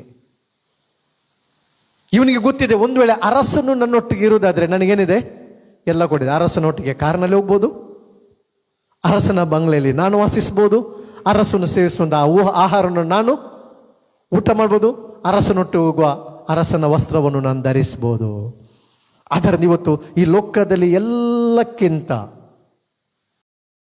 Lord, you are more precious than silver, more costly than gold, more beautiful than diamond. Nothing, compare ಮಾಡಲಿಕ್ಕೆ ಆಗೋದಿಲ್ಲ. ಆದರೆ ಇವತ್ತು ದೇವರ ಪ್ರೆಸೆನ್ಸ್ ನಮ್ಮ ಲೈಫ್ನಲ್ಲಿ ಇರುವಾಗ, ದೇವರ ಪ್ರೆಸೆನ್ಸ್ನಿಂದ ಆನರ್, ಗ್ಲೋರಿ, ಮ್ಯಾಜೆಸ್ಟಿ, ಬ್ಲೆಸ್ಸಿಂಗ್ಸ್ ದೇವರ ಪ್ರೆಸೆನ್ಸ್ನಿಂದ ಬರ್ತದೆ. God will fill your empty nets. ಆಮೇಲೆ ದೇವರು ನಿಮ್ಮ ಖಾಲಿಯಾದ ದೋಣಿಯನ್ನು ಆತನು ತುಂಬಿಸ್ತಾನೆ. ಆದರೆ ಲೆಸನ್ ಏನು? Be aware of doing your own thing. ಪೇತ್ರನೇನು ಮಾಡಿದ ನೋಡಿ, ಫಸ್ಟ್ ಇನ್ಸಿಡೆಂಟ್ನಲ್ಲಿ ನಾವು ನೋಡುವಾಗ ಅವರು ಬಳೆಯನ್ನು ತೊಳೆತಿದ್ದಾರೆ, ನೆಟ್ಟನ್ನು ಏನು ಮಾಡ್ತಿದ್ದಾರೆ, ವಾಶ್ ಮಾಡ್ತಿದ್ದಾರೆ. ಬಹಳ ಕಠಿಣ ಕೆಲಸ ಅಲ್ವಾ, ನೆಟ್ಟನ್ನು ತಂದು ವಾಶ್ ಮಾಡೋದು. ದೋಣಿ ಎಲ್ಲ ಕ್ಲೀನ್ ಮಾಡಿ ಆಗಿದೆ, ದೋಣಿಯನ್ನು ದಡಕ್ಕೆ ತಂದು ನಿಲ್ಲಿಸಿ ನೆಟ್ಟನ್ನು ಕ್ಲೀನ್ ಮಾಡಿ ಎಲ್ಲ ಆಯ್ತು. ಈಗ ಪುನಃ ಯೇಸು ಹೇಳ್ತಿದ್ದಾನೆ, ಪೇತ್ರನು ನಿನ್ನ ದೋಣಿಯನ್ನು ಕೊಡು ಎಂಬುದಾಗಿ. ಪೇತ್ರನು ಏನು ಉತ್ತರ ಕೊಡದೆ ಆತನು ಕೊಟ್ಟು ಬಿಟ್ಟ. ಯೇಸು ಏನು ಮಾಡಿದ? ಕೊಟ್ಟು ಬಿಟ್ಟ. ಪೇತ್ರನು ಕ್ವಶನ್ ಮಾಡಲಿ ಸ್ವಾಮಿಗೆ, ಇಲ್ಲ ಸ್ವಾಮಿ, ಮನೆಗೆ ಹೋಗ್ಲಿಕ್ಕೆ ಲೇಟ್ ಆಯಿತು, ನಾನು ನೈಟ್ ಬಂದು ಇನ್ನೂ ಮನೆಗೆ ಹೋಗಲಿಲ್ಲ, ಬ್ರೇಕ್ಫಾಸ್ಟ್ ಆಗಲಿಲ್ಲ, ನಂದು ಹೆಂಡತಿ ವೆಯ್ಟ್ ಮಾಡ್ತಿದ್ದಾಳೆ, ಕೊಂಡೋಗ್ಲಿಕ್ಕೆ ಉಂಟು ಥಿಂಗ್ಸ್ ಎಲ್ಲ. ನೋ, ನಾನು ನೈಟ್ ಬಂದಿದ್ದೇನೆ, ಈಗ ಬೆಳಿಗ್ಗೆ 6 o'clock ಆಯಿತು, ಇನ್ನೂ ಮನೆಗೆ ಹೋಗಬೇಕು, ಎಲ್ಲ ವ್ಯವಸ್ಥೆ ಆಗಬೇಕು. ಯೇಸು ಸ್ವಾಮಿ ಯಾಕೆ ಕೇಳಿದ ದೋಣಿಯನ್ನು? ಎಲ್ಲರೂ ಯೇಸು ಸ್ವಾಮಿಯ ಫುಲ್ ಜನರು ವಾಕ್ಯ ಕೇಳಿಕಾಗಿ ಯೇಸು ಸ್ವಾಮಿ ಹತ್ತಿರ ಬಂದಿದ್ರು. ಯೇಸು ಸ್ವಾಮಿ ಪೇತ್ರನ ದೋಣಿಯಲ್ಲಿ ಕೂತ್ಕೊಂಡು ಆತನ ಏನು ಮಾಡಿದ? ದೇವರ ವಾಕ್ಯವನ್ನು ಪ್ರೀಚ್ ಮಾಡಿದ. ಮತ್ತೆ ಆ ದೋಣಿಯನ್ನು ದೇವರು ಬ್ಲೆಸ್ ಮಾಡಿದ. ಆಮೇಲೆ ದೋಣಿಯನ್ನು ಕೊಟ್ಟದಕ್ಕೆ ಏನು ಕೊಟ್ಟ? ಪೇತ್ರನಿಗೆ ಸ್ವಾಮಿ ಫುಲ್ ಮೀನು, 2 ದೋಣಿ. ಅವ್ರು ಇನ್ನೊಬ್ಬರನ್ನು ಕರೆದ್ರು, ಆದರೆ ಇನ್ನೊಬ್ಬನ ಫ್ರೆಂಡಿಗೆ ಲಾಭ ಆಯಿತು. ಪೇತ್ರನ ಮೀನು ಬಲೆಯನ್ನು ಬಿಟ್ಟು ಹೋದ ಎಲ್ಲವನ್ನು. ಎಲ್ಲಕ್ಕಿಂತ ಪೇತ್ರನು ಒಂದು ಲೆಸನ್ನು ಕಲಿತುಕೊಂಡ, ಏನಂತ ಹೇಳಿದ್ರೆ, ಎಲ್ಲಕ್ಕಿಂತ ಯೇಸ್ವಾಮಿ ನನ್ನ ಬೋಟಿನಲ್ಲಿದ್ರೆ ಒಳ್ಳೇದೆಂಬುದಾಗಿ. Every day miracle. ಆಮೇಲೆ ಯೇಸ್ವಾಮಿ, ನೀನು ಬೋಟಿನಿಂದ ಕೆಳಗಿಳಿಬೇಡ, ನೀನು ಬೋಟಿನಿಂದ, ನನ್ನ ಬೋಟಿನಿಂದ ಬಿಟ್ಟು ನೀನು ಹೋಗಬೇಡ. ಆ ಬಲೆಯನ್ನು ಬಿಟ್ಟು ನೋಡ್ತೇವೆ ಆ ಧೋನಿಯನ್ನು ಬಿಟ್ಟು ಆತನು ಯೇಸುವನ್ನು ಫಾಲೋ ಮಾಡಿದ. ನಡುವೆ ಇನ್ನೊಂದು ಇನ್ಸಿಡೆಂಟ್ ಆಯಿತು. ತಿರುಗಿ ಏನು ಮಾಡ್ತಿದ್ದಾನೆ, ಪೇತ್ರನು ಬಲ ಇಟ್ಕೊಂಡು ಹೋಗ್ತಿದ್ದಾನೆ. ಸ್ವಂತ ಆಲೋಚನೆಯಿಂದ ಅವನನ್ನು ಫಾಲೋ ಮಾಡಕ್ಕೆ ಇನ್ನೊಂದು ಬೇಸರ ಕೊಡಕ್ಕೆ ನಾವು ಸಹ ಬರ್ತಿದ್ದೇವೆ ಎಂಬುದಾಗಿ. ಆದ್ರಿಂದ ನಾಳೆದೆ influence of his presence makes the difference. ದೇವರ ಪ್ರಸನ್ನತೆ ಏನು ಮಾಡ್ತದೆ ಅಂತ ಹೇಳಿದ್ರೆ ಪ್ರಭಾವ ತರುವಂಥದ್ದಾಗಿದೆ. ದೇವರ ಪ್ರೆಸೆನ್ಸ್ ನಮ್ಮ ಲೈಫ್ನಲ್ಲಿ ನಾನು ಹೇಳ್ತೇನೆ ಮಿರಕಲ್ ನಾವು ಎಕ್ಸ್ಪೀರಿಯನ್ಸ್ ಮಾಡ್ತೇವೆ. ಪ್ರೆಸೆನ್ಸ್ ಆಫ್ ಗಾಡ್ ಇನ್ಫ್ಲುಯೆನ್ಸ್ ಅನ್ನು ತರುವಂಥದ್ದಾಗಿದೆ ನಮ್ಮ ಜೀವನದಲ್ಲಿ. ಫಸ್ಟ್ ಇನ್ಫ್ಲುಯೆನ್ಸ್ ಏನಂತ ಹೇಳಿದ್ರೆ ದೇವರ ಪ್ರೆಸೆನ್ಸ್ ನಮಗೆ ಸಮಾಧಾನ ತರ್ತದೆ. ಆಮೇಲೆ 1 Corinthians chapter 7 verse 15 ಓದ್ಕೊಳ್ಳಿ. 1 ಕೊರಿಂಥ 7:15. 1 ಕೊರಿಂಥ 7:15. ಆದರೆ ಕ್ರಿಸ್ತ ನಂಬಿಕೆ ಇಲ್ಲದವನು ಅಗಲಬೇಕೆಂದಿದ್ದರೆ ಅಗಲ ಹೋಗಲಿ. ಇಂಥ ಸಂದರ್ಭಗಳಲ್ಲಿ ಕ್ರೈಸ್ತ ಸಹೋದರನಾಗಲಿ ಸಹೋದರಿಯಾಗಲಿ ಬದ್ಧರಲ್ಲ. 1 ಕೊರಿಂಥ 7:15. 1 ಕೊರಿಂಥ 7:15. ದೇವರು ಸಮಾಧಾನಕ್ಕಾಗಿ ನಮ್ಮನ್ನು ಕರೆದಿದ್ದಾನೆ. ವಚನ ಸಮಾಧಾನದಲ್ಲಿರಬೇಕೆಂದು ದೇವರು ನಮ್ಮನ್ನು ಕರೆದಿದ್ದಾನೆ. ಎಷ್ಟನೇ ವಚನ ಅದು? 15 ಅಲ್ವಾ? 15 ಲಾಸ್ಟ್. ದೇವರು ನಮ್ಮನ್ನು ಸಮಾಧಾನದಲ್ಲಿರಬೇಕೆಂದು ದೇವರು ನಮ್ಮನ್ನು ಕರೆದಿದ್ದಾನೆಂಬುದಾಗಿ ದೇವರ ವಾಕ್ಯ ಹೇಳ್ತದೆ. ಹಾಗಾದರೆ ಸಮಾಧಾನ ದೇವರ ಪ್ರೆಸೆನ್ಸ್ನಲ್ಲಿದೆ. ಆಮೇಲೆ ದೇವರ ವಾಕ್ಯ ಹೇಳ್ತದೆ ನಾವು ಸಮಾಧಾನದಲ್ಲಿ ಜೀವಿಸಬೇಕೆಂಬುದಾಗಿ ಕರೆದಿದ್ದಾನೆ. ಲೋಕದಲ್ಲಿ ಸಮಾಧಾನ ಇಲ್ಲ. ಅದಕ್ಕೆ ಸುಮ್ಮನೆ ನನ್ನ ಶಾಂತಿಯನ್ನು ನಿಮಗೆ ಬಿಟ್ಟು ಹೋಗುತ್ತೇನೆ, ಲೋಕವು ಕೊಡುವ ರೀತಿಯಿಂದ ಅಲ್ಲ, ನನ್ನಲ್ಲಿರುವಂಥ ಶಾಂತಿಯನ್ನು ನಾನು ನಿಮಗೆ ಬಿಟ್ಟು ಹೋಗ್ತೇನೆ. ಹಾಗಾದರೆ ಇವತ್ತು ನಾವು ವರ್ಷಿಪ್ ಮಾಡ್ತೇವೆ, ದೇವರ ಪ್ರೆಸೆನ್ಸ್ನನ್ನು ನಾವು ಎಕ್ಸ್ಪೀರಿಯನ್ಸ್ ಮಾಡ್ತೇವೆ. ಅದರ ಫಸ್ಟ್ ಬ್ಲೆಸ್ಸಿಂಗ್ ಅಂತ ಹೇಳಿದ್ರೆ ನಾವು ಸಮಾಧಾನದಲ್ಲಿ ಜೀವಿಸ್ತೇವೆ. ಆಮೇಲೆ ಬಿರುಗಾಳಿ ಬರ್ಬೋದು, ಕುಟುಂಬದಲ್ಲಿ ಬಿರುಗಾಳಿ ಬರ್ಬೋದು, ಕೆಲಸ ಮಾಡುವಂಥ ಸ್ಥಳದಲ್ಲಿ ಬಿರುಗಾಳಿ ಬರ್ಬೋದು, ಸಮುದ್ರದಲ್ಲಿ ಪ್ರಯಾಣ ಮಾಡುವಾಗ ಸಮುದ್ರ ಅಲ್ಲೋಲಕ್ಕಾಗ್ತದೆ, ತೆರೆಗಳು ಬರ್ತದೆ, ಬಿರುಗಾಳಿ ಬರ್ತದೆ. ಆದರೆ ದೇವರ ವಾಕ್ಯ ಹೇಳ್ತದೆ ದೇವರು ನಮ್ಮ ಯೇಸು ಸ್ವಾಮಿಯ ಬೋಟ್ನಲ್ಲಿ ಇರುವಾಗ ಆತನ ಸಮುದ್ರವನ್ನು ಶಾಂತಪಡಿಸಿದ. ಆಮೇಲೆ ಬಿರುಗಾಳಿನೂ ಆತನು ಗದರಿಸಿದ. ದೇವರ ಪ್ರೆಸೆನ್ಸ್ ಏನ್ ಮಾಡ್ತಂದ್ರೆ ನಾವು ಸಮಾಧಾನದಲ್ಲಿ ಜೀವಿಸುವುದಕ್ಕೆ ಪ್ರಭಾವವನ್ನು ತರ್ತದೆ. ಆ ಇನ್ಫ್ಲುಯೆನ್ಸ್ ಏನಂತ ಹೇಳಿದ್ರೆ ಎಲ್ಲ ಈ ಲೋಕದ ಗಲಿಬಿಳಿಯ ಮಧ್ಯದಲ್ಲಿ, ಒತ್ತಡದ ಮಧ್ಯದಲ್ಲಿ ದೇವರು ಏನ್ ಮಾಡ್ತಾನೆ, ದೇವರ ಪ್ರೆಸೆನ್ಸ್ ನಿನ್ನ ಸ್ಟ್ರೆಸ್ ಅನ್ನು ರಿಲೀಸ್ ಮಾಡ್ತದೆ, ಪೀಸ್ ಆಫ್ ಮೈಂಡ್ ಅನ್ನು ತರ್ತದೆ. ಎಲ್ಲ ಸ್ಟ್ರೆಸ್ ಅನ್ನು ಇವತ್ತು ನಾವು ನಾವು ಎಷ್ಟು ಮಾಧ್ಯಮದಲ್ಲಿ ನಾವು ನ್ಯೂಸ್ ಅನ್ನು ಕೇಳುವಾಗ ಇನ್ನೂ ನಮ್ಮ ಸ್ಟ್ರೆಸ್ ಏನಾಗ್ತದೆ, ಜಾಸ್ತಿ ಆಗ್ತದೆ, ಚಿಂತೆ ಭಯ ಜಾಸ್ತಿ ಆಗ್ತದೆ. ಆದರೆ ದೇವರ ಪ್ರೆಸೆನ್ಸ್ ಏನ್ ಮಾಡ್ತದೆ, ಇನ್ಫ್ಲುಯೆನ್ಸ್ ಮಾಡ್ತದೆ, ಈ ಸ್ಟ್ರೆಸ್ನಿಂದ ನಮಗೆ ಹೊರಗೆ ತರ್ತದೆ. ಆಮೇಲೆ ಈ ಸ್ಟ್ರೆಸ್ನಿಂದ, ಒತ್ತಡದಿಂದ ದೇವರ ಪ್ರೆಸೆನ್ಸ್ ನಮ್ಮನ್ನು ಹೊರಗೆ ತರ್ತದೆ. ದೇವರ ವಾಕ್ಯ ಹೇಳ್ತದೆ my people dwell in a peaceful habitation in secure resting place. 7ನೇ ವಚನ ಓದ್ಕೊಳ್ಳಿ. 7ನೇ ವಚನ ಅದರಲ್ಲೆಲ್ಲ ಜಾನ್ 21:7, ಜಾನ್ ಗಾಸ್ಪಲ್ 21:7. ಆಗ ಯೇಸುವಿಗೆ ಪ್ರಿಯನಾಗಿದ್ದ ಶಿಷ್ಯನು ಪೇತ್ರನಿಗೆ ಅವರು ಸ್ವಾಮಿಯವರು ಎಂದು ಹೇಳಿದನು. ಪೇತ್ರನು ಹೇಳ್ತಿದ್ದಾನೆ, ಈಗ ಯಾರು ಅವರು? ಸ್ವಾಮಿ. ಮೀನು ಸಿಗ್ಲಿಲ್ಲ, ಒಂದು ಕೂಡ ಮೀನು ಸಿಗ್ಲಿಲ್ಲ. ಆದರೆ ಯೇಸು ಮೇಲೆ ನಿಮ್ಮ ದೋಣಿನ ಎಲ್ಲಿ ನಡೆಸಬೇಕು? ಬಲಗಡೆಯಲ್ಲಿ. ಓದಿ 3ನೇ ವಚನ ನಂತರ. ಅವರಿಗೆ ಸೀಮೋನ್ ಪೇತ್ರನು ನಾನು ಮೀನು ಹಿಡಿಯುವುದಕ್ಕೆ ಹೋಗುತ್ತೇನೆಂದು ಹೇಳಲು ಅವರು ನಾವು ನಿನ್ನ ಸಂಗಡ ಬರುತ್ತೇವೆ ಅಂದರು. ಅವರು ಹೊರಟು ದೋಣಿಯನ್ನು ಹತ್ತಿದರು. ಆದರೆ ಆ ರಾತ್ರಿಯಲ್ಲಿ ಒಂದು ಮೀನು ಸಿಕ್ಕಲಿಲ್ಲ. ಒಂದು ಮೀನು ಸಿಗ್ಲಿ, ಯಾಕೆ? ದೋಣಿಯಲ್ಲಿ ಯಾರಿಲ್ಲ? ಯೇಸು ಸ್ವಾಮಿ ಇಲ್ಲ. Be aware of doing your own thing. ಯೇಸು ಸ್ವಾಮಿ ಇಲ್ಲ, ಹೋದ್ರು, ಅನುಭವ, ಎಕ್ಸ್ಪೀರಿಯನ್ಸ್ ಇದೆ, ಪ್ರೊಫೆಷನಲ್ ಬೆಸ್ತರು ಎಲ್ಲ ಉಂಟು. ಆದರೆ ದೇವರ ವಾಕ್ಯ ಹೇಳ್ತಿದೆ, ಆ ರಾತ್ರಿಯಲ್ಲಿ, ಆಲೋಚನೆ ಮಾಡಿ, 2 ಸ್ಟೋರೀಸ್. ಆ ರಾತ್ರಿಯಲ್ಲಿ ಪ್ರಯಾಸ ಪಟ್ಟರು ಕೂಡ ಒಂದು ಮೀನು ಸಿಗ್ಲಿಲ್ಲ. Success goes where his presence is. Okay. ಬೆಳಗಾಗುವಾಗ ಯೇಸು ದಡದಲ್ಲಿ ನಿಂತಿದ್ದನು. ಆದಾಗ್ಯೂ ಶಿಷ್ಯರು ಆತನನ್ನು ಯೇಸುವೆಂದು ತಿಳಿಯಲಿಲ್ಲ. ಆಗ ಯೇಸು ಅವರನ್ನು, ಮಕ್ಕಳಿರ, ಊಟಕ್ಕೆ ನಿಮಗೆ ಏನೂ ಇಲ್ಲವೇ ಎಂದು ಕೇಳಲು ಅವರು ಇಲ್ಲವೆಂದು ಉತ್ತರ ಕೊಟ್ಟರು. ಆತನು ಅವರಿಗೆ, ನೀವು ದೋಣಿಯ ಬಲಗಡೆಯಲ್ಲಿ ಬಲೆ ಬೀಸಿದರೆ ಸಿಕ್ಕುವುದು ಎಂದು ಹೇಳಿದನು. ಅವರು ಹಾಗೆ ಬೀಸಿದಾಗ ಮೀನುಗಳು ಬಹಳ ಹೆಚ್ಚಾಗಿ ಸಿಕ್ಕಿದ್ದರಿಂದ ಬಲೆಯನ್ನು ಎಳೆಯುವುದಕ್ಕೆ ಆಗದೆ ಹೋಯಿತು. ಆಗ ಯೇಸುವಿಗೆ ಪ್ರಿಯನಾಗಿದ್ದ ಶಿಷ್ಯನು ಪೇತ್ರನಿಗೆ, ಅವರು ಸ್ವಾಮಿಯವರು ಎಂದು ಹೇಳಿದನು. ಪೇತ್ರನು ಇಮ್ಮಿಡಿಯೇಟ್ ಆಗಿ ಏನ್ ಮಾಡಿದ? ಗುರುತಿಸಿಕೊಂಡವರು ಯಾರು? ಸ್ವಾಮಿ. ಅವರು ಸ್ವಾಮಿ. ಅದನ್ನ ಯಾವಾಗಲೂ ನಾನು ತಿಳ್ಕೊಳ್ಬೇಕು. ದೇವರ ಪ್ರೆಸೆನ್ಸ್ ನನ್ನ ಲೈಫ್ನಲ್ಲಿ ಇನ್ಫ್ಲುಯೆನ್ಸ್ ತರ್ತದೆ. ಆಮೇಲೆ ನಾನು ಗುರುತಿಸ್ಕೊಳ್ಬೇಕು. I am anointed. ಹೇಳಿ, I am anointed, I am established, I am sealed by God, I am anointed, I am anointed. ದೇವರ ಪ್ರೆಸೆನ್ಸ್ ನನ್ನ ಮೂಲಕ ಇನ್ಫ್ಲುಯೆನ್ಸ್ ಅನ್ನು ತರ್ತದೆ, ದೊಡ್ಡದಾದ ಒಂದು ಬದಲಾವಣೆಯನ್ನು ತರ್ತದೆ. ಅದನ್ನು ಎವ್ರಿ ಡೇ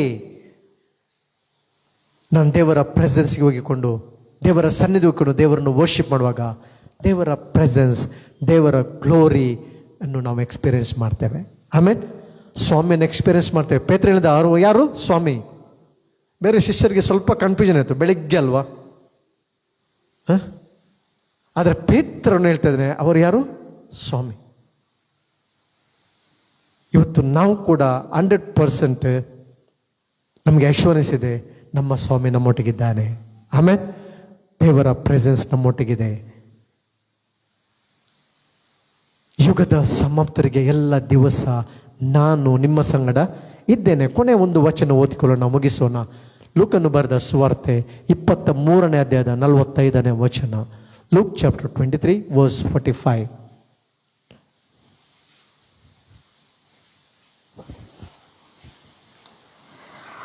ಆಗಲಿಂದ ಸೂರ್ಯನು ಕಾಂತಿಗುಂದಿ 3 ಗಂಟೆಯ ತನಕ ಆ ದೇಶದ ಮೇಲೆಲ್ಲ ಕತ್ತಲೆ ಕವಿಯಿತು. ಇದಲ್ಲದೆ ದೇವಾಲಯದ ತೆರೆಯು ನಡುವೆ ಹರಿದು ಹೋಯಿತು. ಆಮೇಲೆ ಯೇಸು, ತಂದೆಯೇ, ನನ್ನ ಆತ್ಮವನ್ನು ನಿನ್ನ ಕೈಗೆ ಒಪ್ಪಿಸಿಕೊಡುತ್ತೇನೆ. ಯೇಸು ಸ್ವಾಮಿ ಶಿಲುಬೆ ಮೇಲೆ ತನ್ನ ಪ್ರಾಣವನ್ನು ಒಪ್ಪಿಸುವಾಗ, ಯೇಸು ಸ್ವಾಮಿ ತನ್ನ ಪ್ರಾಣವನ್ನು ಕೊಡುವಾಗ ದೇವರ ವಾಕ್ಯ ಹೇಳ್ತದೆ, ಆತನ ಬ್ಲಡ್, ಬಾಡಿಯಿಂದ ಬ್ಲಡ್ ಹರಿದು ಹೋಗುವಾಗ, ಅವನು ಪ್ರಾಣ ಕೊಡುವಾಗ, ಆತನ ಶರೀರದಿಂದ ರಕ್ತವು ಹರಿದು ಬರುವಾಗ ದೇವರ ವಾಕ್ಯ, ದೇವಾಲಯದ ತೆರೆಯು ಹರಿದು ಏನಾಯಿತು? 2 ವಿಭಾಗವಾಯಿತು. ಇಬ್ರಿಯ 10:19 ಹೇಳ್ತದೆ, ಆತನ ರಕ್ತದ ಮೂಲಕ, ಕ್ರಿಸ್ತನ ಶರೀರದ ಮೂಲಕ ನಾವು ದೇವರ ಬಳಿಗೆ ಪ್ರವೇಶಿಸೋದಕ್ಕೆ ನಮಗೆ ಸಹಾಯವಾಯಿತು. ಆಮೇಲೆ ಇಬ್ರಿಯ 10:19 ಓದ್ಕೊಳ್ಳಿ. ಇಬ್ರಿಯ 10:19 ಬೇಗ.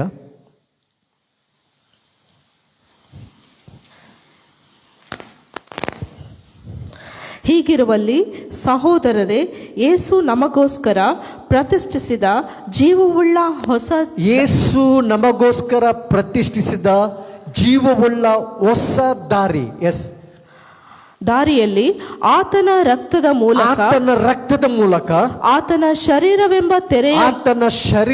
ತೆರೆಯ ಮೂಲಕ ದೇವರ ಸಮಕ್ಷಮದಲ್ಲಿ ಪ್ರವೇಶಿಸುವುದಕ್ಕೆ ನಮಗೆ ಧೈರ್ಯ ಉಂಟು. ಆಮೇಲೆ ಇವತ್ತು ದೇವರ ಬಳಿಗೆ ನಮಗೆ ಹೋಗುವುದಕ್ಕೆ ಓಲ್ಡ್ ಟೆಸ್ಟಮೆಂಟ್ ಮಹಾಯಾಜಕನು ಮಾತ್ರ ಹೋಗ್ಬೇಕು ದೇವರ ಪ್ರೆಸೆನ್ಸ್ಗೆ. ಇವತ್ತು ನನಗೆ ನಿನಗೆ ಧೈರ್ಯ ಉಂಟು, ನಾವು ದೇವರ ಪ್ರೆಸೆನ್ಸ್ಗೆ ಹೋಗ್ಬೋದು. ಆಮೇಲೆ ಯೇಸು ನಮಗೆ ಹೊಸ ಜೀವವುಳ್ಳ ದಾರಿಯನ್ನು ಓಪನ್ ಮಾಡಿದ್ದಾನೆ. ಯೇಸುವಿನ ಬ್ಲಡ್ ಹರಿದು ಬಂದಾಗ ಬಾಡಿಯಿಂದ ನಾವು ನೋಡ್ತೇವೆ, ದೇವಾಲಯದ ತೆರೆ ಹರಿದು 2 ಭಾಗವಾಯಿತು. ನಾವು ದೇವರ ಪ್ರೆಸೆನ್ಸ್ಗೆ ಹೋಗೋದಕ್ಕೆ ನಮಗೆ ಸಹಾಯವಾಯಿತು. ಹೊಸ ದಾರಿಯನ್ನು ಯೇಸು ನಮಗೋಸ್ಕರ ತೆರೆದಿದ್ದಾನೆ. ಯೇಸುವಿನ ಬ್ಲಡ್ ಹರಿದಾಗ ದೇವರ ಪ್ರೆಸೆನ್ಸ್ ಹರಿದು ಬಂತು. ಆಮೇಲೆ ದೇವರ ಗ್ಲೋರಿ ಹರಿದು ಬಂತು. ನಾವು ನೋಡ್ತೇವೆ ದೇವರ ಪ್ರೀತಿ ಹರಿದು ಬಂತು. ಯೇಸುವಿನ ಬ್ಲಡ್ ಫ್ಲೋ ಆಗುವಾಗ ದೇವರ ಪ್ರೆಸೆನ್ಸ್ ಹರಿದು ಬಂತು, ದೇವರ ಪ್ರೀತಿ ಹರಿದು ಬಂತು. ಆ ಬ್ಲಡ್ ನಲ್ಲಿ ದೇವರ ಗ್ಲೋರಿ ಹರಿದು ಬಂತು, ದೇವರ ಪವರ್ ರಿಲೀಸ್ ಆಯ್ತು. ನಾವು ನೋಡ್ತಿದ್ದೇವೆ ರೋಮನ್ ಸೋಲ್ಜರ್ ಲಾಂಗಿಮಸ್, ರೋಮನ್ ಸೋಲ್ಜರ್, ಒಂದು ಚರಿತ್ರೆ ಪ್ರಕಾರ ಹೇಳ್ತಾರೆ ಅವನ ಒಂದು ಐಸ್ ಬ್ಲೈಂಡ್ ಆಗಿತ್ತು. ಅವನು ಈಟಿಂದ ಯೇಸೊಮ್ಮೆನ ತಿವಿದಾಗ ಪಕ್ಕೇನು ಯೇಸೊಮ್ಮೆ ಬ್ಲಡ್ ನಿಂದ ಆ ರಕ್ತ ಚಿಮುಕಿದಾಗ ಒಂದು ಡ್ರಾಪ್ ಬ್ಲಡ್ ಅವನ ಕಣ್ಣಿಗೆ ಬಿದ್ದಾಗ ಅವನ ಕಣ್ಣು ಹೀಲಾಯ್ತು, ಅವನ ಕಣ್ಣು ಹೀಲಾಯ್ತು. ದೇವರ ಪ್ರೆಸೆನ್ಸ್ ಹರಿದು ಬಂತು, ದೇವರ ಪ್ರೀತಿ ಹರಿದು ಬಂತು, ದೇವರ ಗ್ಲೋರಿ ಹರಿದು ಬಂತು. ಆತನು ಸಾಯುವಾಗ ಬ್ಲಡ್ ಹರಿದು ಬರುವಾಗ ತೆರೆ ಏನಾಯ್ತಂತೆ, ಹರಿದು 2 ವಿಭಾಗವಾಯಿತು. ಈಗ ದೇವರೊಟ್ಟಿಗೆ ನಾವು ಮಕ್ಕಳಾಗಿದ್ದೇವೆ. ಯೇಸುವಿನ ರಕ್ತದ ಮೂಲಕ, ಆತನ ಶರೀರದ ಮೂಲಕ ಹೊಸ ದಾರಿ ನಮಗೀಗ ಬೌಲ್ಡ್ ಆಗಿ ನಾವು ಹೋಗ್ಬೋದು. ಆಮೇಲೆ ಎನಿ ಪ್ರಾಬ್ಲಮ್ ಸಿಚುವೇಶನ್ ಅಲ್ಲಿ ನಾವು ದೇವರ ಸನ್ನಿಧಿಗೆ ಧೈರ್ಯದಿಂದ ಹೋಗ್ಬೇಕು. ಯಾಕಂದ್ರೆ ನಾನು ದೇವರನ್ನು ವರ್ಷಿಪ್ ಮಾಡುವಾಗ ದೇವರ ಗ್ಲೋರಿ ಹರಿದು ಬರ್ತದೆ. ಆಮೇಲೆ ದೇವರ ಪ್ರೆಸೆನ್ಸ್ ಹರಿದು ಬರ್ತದೆ, ಒಂದು ಇನ್ಫ್ಲುಯೆನ್ಸ್ ಅನ್ನು ತರ್ತದೆ, ನನ್ನ ಜೀವನದಲ್ಲಿ ಒಂದು ಬದಲಾವಣೆಯನ್ನು ತರ್ತದೆ, ಅಸಾಧ್ಯವಾದ ಕಾರ್ಯಗಳನ್ನು ಸಾಧ್ಯವಾಗ್ತದೆ. ನಾವು ನೋಡ್ತೇವೆ ಯೇಸು ಸ್ವಾಮಿ ಆತನು ಬೆತ್ತನಕ್ಕೆ ಬಂದಾಗ ನಾವು ನೋಡ್ತಿದ್ದೇವೆ ಸತ್ತು ಲಾಜರನು 3 ದಿವಸವಾಗಿತ್ತು, ಆತನು ಸಮಾಧಿಯಲ್ಲಿದ್ದ. ದೇವರ ವಾಕ್ಯ ಹೇಳ್ತದೆ ಯೇಸು ಸ್ವಾಮಿ ಹೋಗ್ತಿದ್ದಾನೆ ಬೆತ್ತನಕ್ಕೆ, ಯೇಸು ಸ್ವಾಮಿ ಹೇಳ್ತಿದ್ದಾನೆ. ಅಲ್ಲಿ ಯೇಸು ಸ್ವಾಮಿ ಹೋಗುವಾಗ ಅಲ್ಲಿರುವಂತ ಜನರು ಹೋಗಿ ಹೇಳ್ತಿದ್ದಾರೆ ಮಾರ್ತಳಿಗೆ, ಸ್ವಾಮಿ ನಿನ್ನನ್ನು ಕರೀತಿದ್ದಾನೆ. ಆಮೇಲೆ ಜಕ್ಕಯ್ಯನ ಮನೆಗೆ ಯೇಸು ಸ್ವಾಮಿ ಹೇಳ್ತಿದ್ದಾನೆ, ಜಕ್ಕಯ್ಯನ ಯೇಸು ಸ್ವಾಮಿ ಕರೆದ, ಜಕ್ಕಯ್ಯನೇ ಬಾ ಎಂಬುದಾಗಿ. ಮಾರ್ತಳನ್ನು ಕರೀತಿದ್ದಾನೆ, ಗುರು ನಿನ್ನನ್ನು ಕರೀತಿದ್ದಾನೆ. ದೇವರ ಪ್ರೆಸೆನ್ಸ್ ಅಲ್ಲಿ ನೋಡ್ತೇವೆ. ದೇವರ ಪ್ರೆಸೆನ್ಸ್ ಯೇಸು ಸ್ವಾಮಿ ಹೋದಾಗ ಸತ್ತಂತ ಲಾಸರನು ಆತನು ಸಮಾಧಿಯಿಂದ ಎದ್ದು ಬಂದ. ಅವರು ದೇವರ ಮಹಿಮೆಯನ್ನು ನೋಡಿದ್ರು. ಆಮೇಲೆ ದೇವರ ಗ್ಲೋರಿಯನ್ನು, ಆತನ ಪ್ರೆಸೆನ್ಸ್ನಲ್ಲಿ ನಾವು ದೇವರ ಮಹಿಮೆಯನ್ನು ನೋಡ್ತೇವೆ. ಆಮೇಲೆ ದೇವರ ಪ್ರೆಸೆನ್ಸ್ನಲ್ಲಿ ಪ್ರಭಾವ ಇನ್ಫ್ಲುಯೆನ್ಸ್ ಅನ್ನು ನೋಡ್ತೇವೆ, ದೊಡ್ಡದಾದ ಒಂದು ಇನ್ಫ್ಲುಯೆನ್ಸ್ ಅನ್ನು ನೋಡ್ತೇವೆ ದೇವರ ಪ್ರೆಸೆನ್ಸ್. ಆದ್ದರಿಂದ ದೇವರ ಪ್ರೆಸೆನ್ಸ್ ನಮ್ಮ ಜೀವನದಲ್ಲಿ ಬಹಳ ಪ್ರಾಮುಖ್ಯವಾದದ್ದು. God is good and all the time. ನಾವು ಕರ್ತನ ಸನ್ನಿಧಿಯಲ್ಲಿ ನಿಂತ್ಕೊಳ್ಳೋಣ. ಪ್ರೀತಿಯುಳ್ಳ ತಂದೆ, ನಿಮಗೆ ಸ್ತೋತ್ರ ಸಲ್ಲಿಸ್ತೇವೆ. ನಿಮ್ಮ ಕೃಪೆಗಾಗಿ, ನಿಮ್ಮ ಪ್ರೀತಿಗಾಗಿ, ನಿಮ್ಮ ಒಳ್ಳೆತನಕ್ಕಾಗಿ ಸ್ತೋತ್ರ. ಯೇಸುವಿನ ರಕ್ತದ ಮೂಲಕ ತಂದೆ ನಮ್ಮನ್ನು ನೀನು ಕರ್ತನೆ, ನೀನು ಮಕ್ಕಳಾಗಿ ಸ್ವೀಕರಿಸತಕ್ಕಾಗಿ ಸ್ತೋತ್ರ. ನಮ್ಮ ಜೀವನದಲ್ಲಿ ನೀನು ದಯಪಾಲಿಸಿದ ಅಮೂಲ್ಯವಾದ ಪ್ರಸನ್ನತೆಗಾಗಿ ಸ್ತೋತ್ರ. ನಿನ್ನ ಗ್ಲೋರಿ ಮಹಿಮೆಗಾಗಿ ಸ್ತೋತ್ರ. ನಾವು ಆಶೀರ್ವದಿಸಲ್ಪಟ್ಟವರಾಗಿದ್ದೇವೆ. ನಮಗೆ ನೀನು ನೀಡಿದಂಥ ಆರೋಗ್ಯ ಸಮಾಧಾನಕ್ಕಾಗಿ ಸ್ತೋತ್ರ. ಎಲ್ಲ ಮಹಿಮೆ ನಿನಗೆ ಕೊಡ್ತೇವೆ. ಯೇಸು ಕ್ರಿಸ್ತನ ನಾಮದಲ್ಲಿ ಈ ಪ್ರಾರ್ಥನೆಯನ್ನು ಬೇಡಿದ್ದೇವೆ ನಮ್ಮ ತಂದೆ, ಆಮೆನ್. ದೇವರು ನಿಮ್ಮೆಲ್ಲರನ್ನು ಆಶೀರ್ವದಿಸಲಿ.